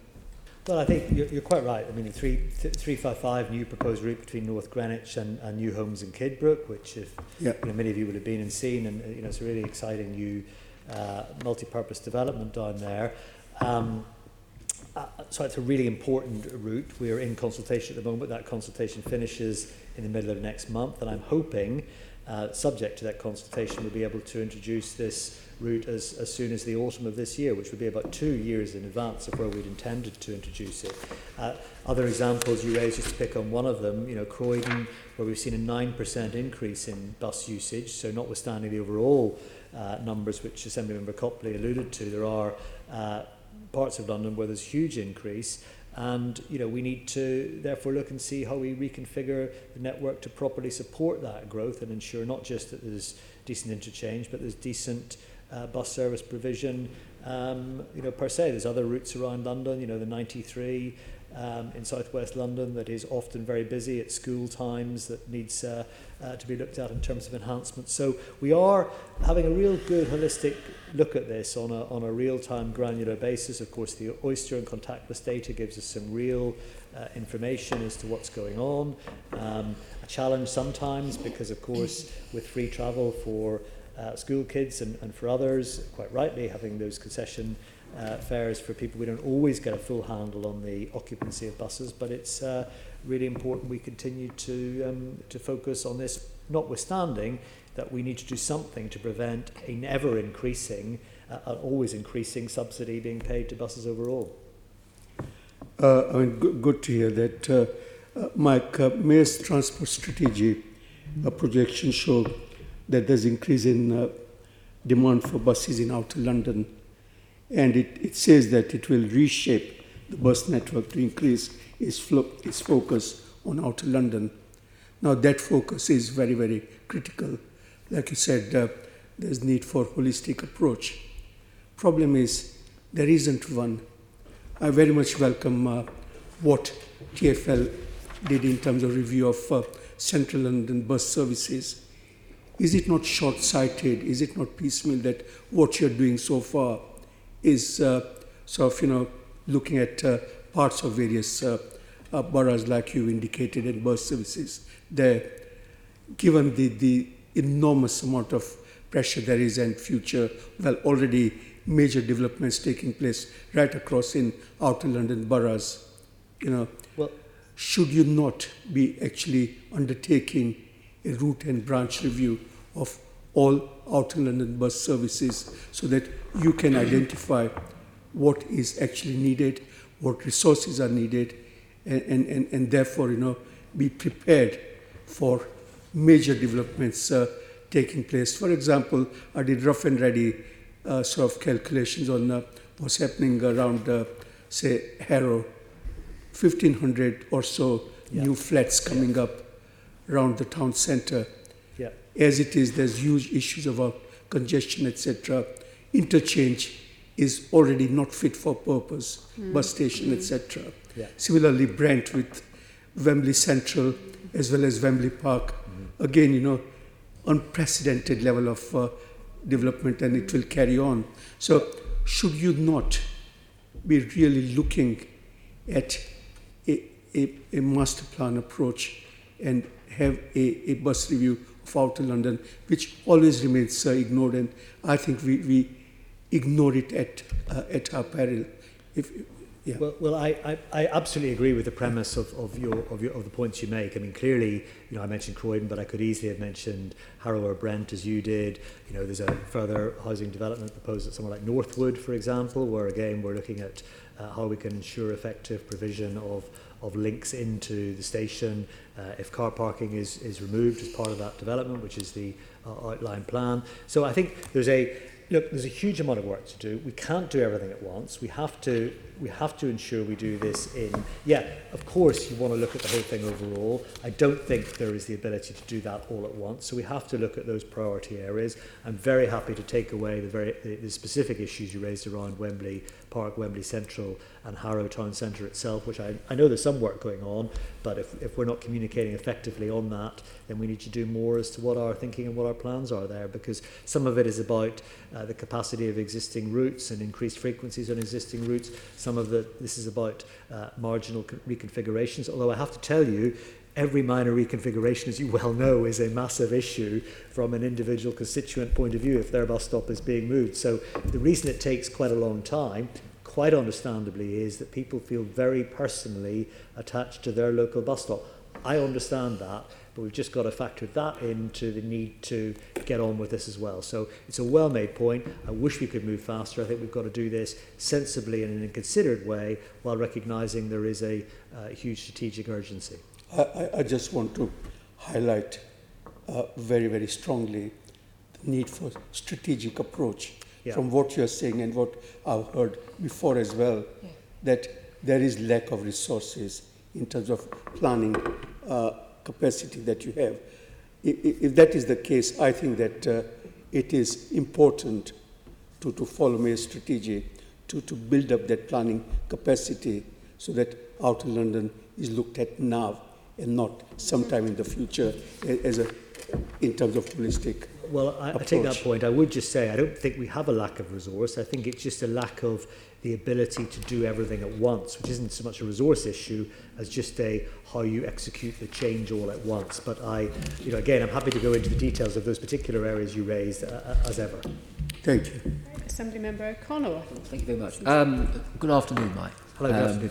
To echo my Outer London comrade, Navin Shah, who's set the scene very well, I'm pleased that we're doing some work on Outer London. I'm pleased that Croydon's review is at the top of the pile, as it probably should be. I'm looking forward to being cited on the conclusions around that.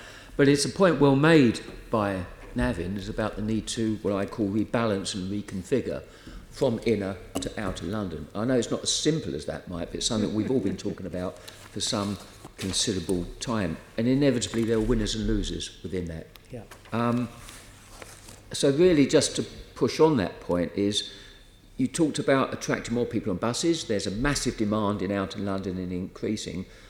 I still sense that there's not that urgency around it, Mike. Could you give us some more satisfaction around that point? Well, I feel that it's very urgent from my perspective. I think we had to, there was a process of having to get through this first Central London bus consultation in a way that, as I said to Assembly Member Copley, was a different type of consultation than we've done before. I think that's an important milestone, having got through that, and we've just literally concluded that, as you know. I think now we get on to the next stage. Well, we're going to be spending an additional about £40 million over the next 5 years in increasing and enhancing the bus services in outer London. That's really important. That's a really important message. It's absolutely vital we get that money properly and wisely spent to the greatest effect in the types of areas that I was alluding to, Croydon, of course, being one, as I specifically called out. So I think, I would be very keen that, as part of the work of this committee going forward, there is a particular focus on how that will roll out over the next 5 years. I know, just before the meeting, Chair, with apologies to you, the incoming Chair did express an interest with having a meeting with me in the next couple of weeks, which I'm very happy to do, as I've done with you in the past, and other chairs in the past, to talk about some of the things you might want to work with us in the next, and scrutinise us in the next period of time. So very happy to have your involvement in that work. I think the committee across all members will be supportive of that, and particularly from the environmental point of view. In outer London, far too many people have to use their cars. Absolutely. Because there's a complete lack of availability on public transport. And I'd urge you to look at that. And one specific route, of course, you'll be cited on is Tollers Lane, yes. Which I think I won't miss this opportunity to mention. I'd like to bring up the subject of the on-demand responsive bus service. And I know that this is being trialled again in Sutton, Croydon, yes. And that's to be welcome. But the flip side of that is on-demand kind of replacing actual delivery of extra scheduled services? Because an on-demand seems to be a relatively recent phenomenon into transport strategy. Could you just give us a bit more detail around on-demand? Certainly. So you're right to say we're delivering this 12-month research trial of a demand-responsive bus service in Sutton, as you say, to see, and this is very important, if it has the potential to complement the established bus network and therefore encourage more sustainable forms of travel and reduce the car dependency to which you refer. The trial will launch next month with up to 8 buses operating in the core of the day from 6:30 in the morning to 9:30 in the evening. That's seven days a week. Of course, the buses will be wheelchair accessible. There'll be the latest Euro 6 standards, consistent with our commitment to have the whole bus fleet Euro 6 or better by October 2020.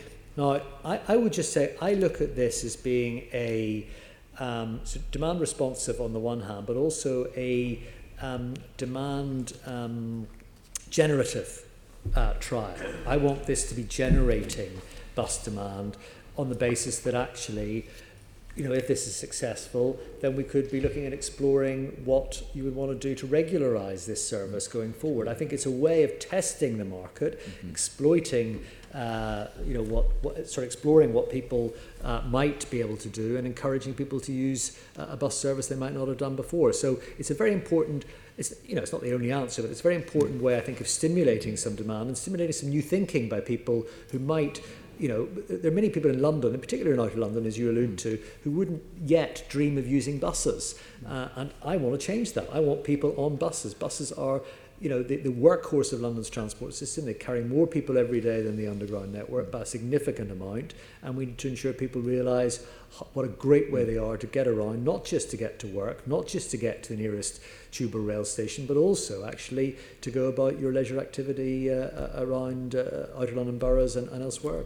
I think you're right. It's not. I mean, there is a distinct lack of the services in outer London, but it's also perhaps a change in people's views of using buses when actually they will take a conscious decision to use a bus rather than a car rather than a bus, even if there is indeed a service. So we need to get away with that. Thank you very much, Chair. Thank you, Mike. Right, I've got Assembly Member McCartney. I'm afraid I'm going to continue with the same point, if I may, Mike. I had understand that TfL were going to be going borough by borough and doing some reviews. Is that still the case or not the case? Well, yes. I mean, yes and no, if I can say. So, and the reason I say that is because clearly the bus network and indeed town centres don't really define themselves by borough boundaries, as you know. This is, their town centres are within boroughs might actually be not the nearest one to where large people within the borough live and want to go. They might be visited by people from neighbouring boroughs, of course, and that's the nature of these things. And indeed people from outside London, which is the other thing we've got to consider in all of this as well. So we're certainly looking at it from sort of geographical areas, I think, and insofar as that aligns with boroughs or several boroughs, then that will be the approach. But it's not, I don't want to be categoric one way or the other, because it depends on the specific local situation. Okay. So there will be an ongoing programme of looking at those geographical areas. Can you assure me that that process will be transparent, people will know when it's coming up, and there will be some consultation on it? Absolutely, I can categorically assure you of that. Okay, lovely. The other thing is that you announced, I think about 18 months ago now, some priority routes to hospitals. Yes. And I've been arguing for the one, I think it was on your top priority routes to the North Mid, and via N21 postcodes into Enfield town. And you've assured me in the past that you were working on delivering that, but I've not had any good news yet on that. So I'm wondering where those priority routes are. Well, they're still being processed through, so I apologise that's taken a bit longer. And if we haven't kept you informed in the loop, I very much regret that. I will get you a note afterwards to tell you exactly where we are on those routes, because you're quite right, you have consistently raised this with me, and we owe you regular updates, and we haven't been doing that. I apologise. Okay, fine. And then when you look at outer London, would you actually not just look at town centres but also hospital routes as well? Because I've got my over 50s forum in Enfield arguing about having a route diverted into Chase Farm Hospital, given that some of the services have now been transferred there. Look, it's hugely important. It's hugely important for two reasons. One is obviously that some of the huge parking charges that are in hospitals for those that do actually have cars, even though we don't want people to drive to hospitals anyway. So parking charges are huge. It's much better. People can get buses there. It's also actually really important for people who work at hospitals and do those vital jobs in supporting the fantastic NHS. So, I think on both counts it's hugely important to me. It's very much at the centre of my mind, and I will make sure you're kept up to date with that overall strategic approach. Very helpful. I did have a meeting with TfL and Deputy Mayor for Transport about travelling really from Oakwood Station into Chase Farm. And one of the alternatives was Gordon Hill Station nearby. Yeah. But if you know it, it's got no lift and has, I would say, about 30-odd steps. Yeah, well, that's no good. So it's not an alternative. It's no good. No, we've got to have to make sure this is a coherent, integrated alternative. Absolutely, yeah. Thank you. Yeah. And if you could give us some indication as to when you're going to be moving into those geographical areas, that would be very helpful for us to be able to plan our work as well. Yeah, no, we'll do that, Chair, through you, if I may. Yeah. Thank you. Assembly Member Prince. Thank you. In answer to what I think it was Assembly Member O'Connell's question, you said the bus fleet will all be Euro 6 by what date did you say? October 2020. By 2020? October 2020, yeah. Right. This new on-demand bus service, they're all Vito vans, I believe, is that correct? They will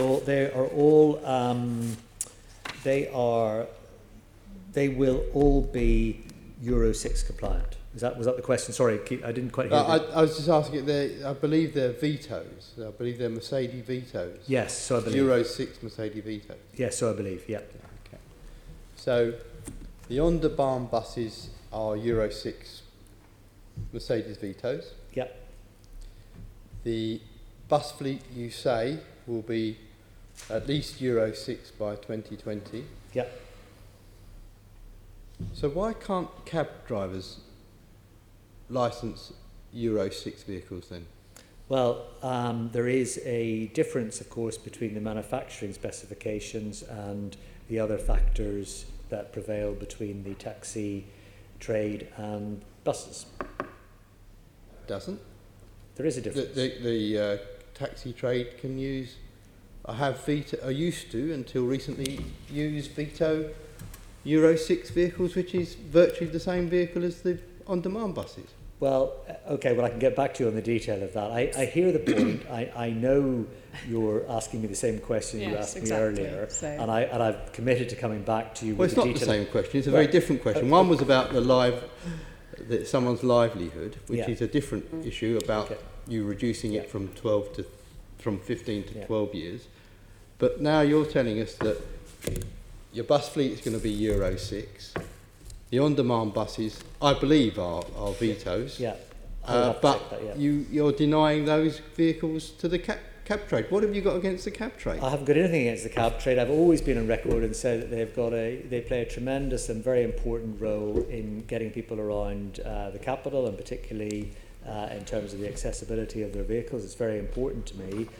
I would just say we are working towards the greenest bus fleet of any country in the world, any city in the world outside of China, interestingly enough. Let's pick up that point, given it's 12:30 and we've still got one more area to go. Let's pick up that in the written, what you're going to submit to me afterwards in writing and at this briefing, because I think it's an important point. I understand the point. I'm not trying to treat it. Just I'm not finish, but with all due respect, you are crucifying the cab trade. You're crucifying them from every direction. You're crucifying them on the roads because you're making it impossible for them to ply their trade on the roads because of the narrowing of the roads or restricting the roads they can use. And then you're also making them give in their older vehicles sooner, and then you're denying them the opportunity to use Euro 6 vehicles when you're letting everybody else, the bus companies, the on-demand bus companies. This point's been made several times. So we're going to move on, Assembly Member. You've made your point very clearly, and Mike's heard that. I wanted to ask about Outer London Richmond. Given you've consulted on that borough, but now Hammersmith Bridge is closed, which is affecting a number of bus routes, will you be putting on hold any plans there? Yes, we will, and we're reviewing obviously the whole implications of the issue of Hammersmith Bridge. There was, incidentally, just on that, a very constructive meeting with Hammersmith and Fulham Borough last week on how we might take the issue forward, and I know also there was a meeting with some representatives from Richmond just in the last couple of days, where again we're very mindful of those issues. I also met with Wandsworth Borough, because again there are some knock-on effects there. So I'm very, very conscious of the knock-on effects, and clearly we won't be doing anything rash based on previous plans now that Hammersmith Bridge is in the situation that we find ourselves in. Yeah. And the bridge I have been asking questions about for several years, getting that funding. Yeah. We had wanted to pick up about express and orbital bus routes, which is something we have particularly pushed as a committee. Is it something you can come back in writing where you are progressing that? Of course I will. I'm Thank happy to you. do that, Chair. Let's just move quickly on to our last area, which is freight, and the Assembly Member Echeloni is going to pick that up. Thanks. So again, you know that we covered this at our committee in February, Mike, so you may have seen the letter that we then sent to the Mayor with a number of recommendations. So in terms of that, I think one of the key things was the fact that there isn't a dedicated freight team at TfL.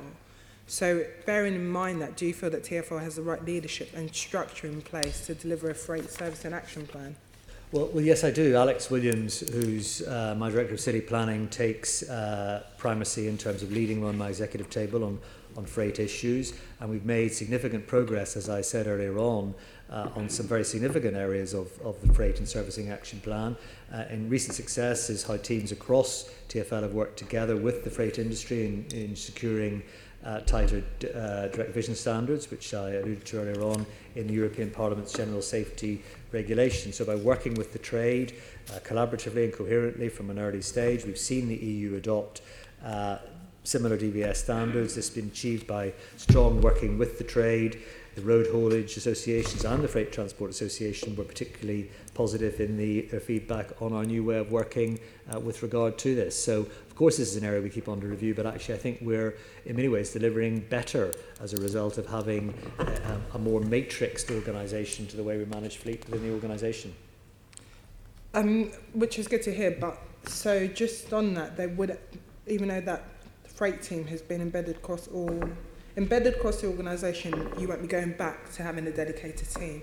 No, it's not my plan, because people, what I'm trying to avoid is where people have additional capacity to other pieces of work, that they are simply defined as working exclusively on freight matters. Freight is hugely important to the way the city operates and works, but yet some of the skills that people who've had primacy for dealing with freight in the past is also relevant for road capacity issues more generally across the network.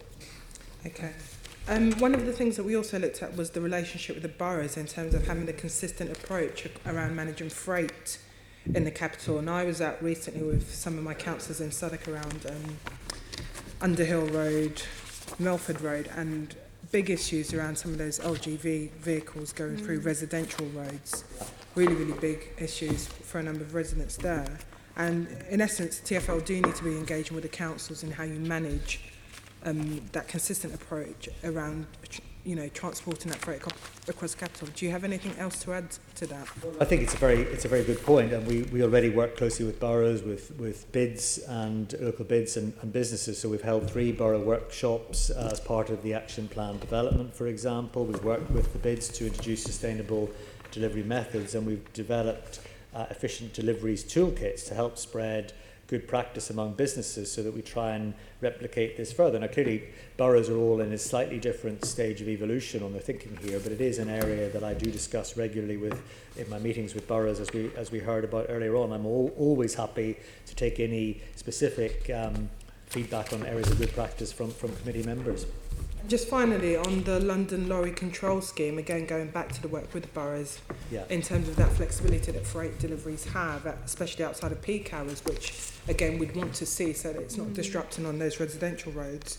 How will TfL be working with London councils to update that? So we're working closely with London councils and the boroughs to take forward the priority recommendations of London Council's 2017 review of the LLCS, and we've also recently released data on this to help freight and servicing operators and drivers more easily plan routes that comply with the scheme, which is to everyone's benefit, of course. Okay, thank you. Thank you. Any other questions, members? No? That brings this section to a close. Thank you very much indeed, Mike, for coming along to them for your answers to our questions, and also taking away a long list of actions from us, the information and some site visits. So thank you very much indeed to that. We've got a few other little items of business. Can we note the report and discussion, members? Noted. Can we, item 6, can we note the responses received to our report, Broken Rails? Noted. Thank you very much. Our work programme, can we agree our work programme for the remainder of the year, the few days we have left of this year, and can we delegate to the Chair in consultation with Deputy Chair and Group Leads to agree the scope and terms of reference for our first investigation for the next year, which is on tram and bus safety. Lovely. As I said earlier, members, Joanna and Arthur from Travel Watch are here in the audience, and I would love to say hello to you. So if you've got just a couple of minutes afterwards, that would be brilliant. Our next meeting is scheduled for the 15th of May at 10 o'clock in Committee Room 5. I presume that's because of the planning inquiry, subject to confirmation at the AGM on the 2nd of May. I would just like to thank Daniela, Grace and David for supporting the committee this year and all the summonsing David's particularly had to do, and Daniela for her first piece of work, which was on our Crossrail report, so thank you team. And also thank Florence as my deputy and other members. I think we've had a fantastic year and look forward to a really positive year ahead. So I've got no other urgent business, so thank you members very much.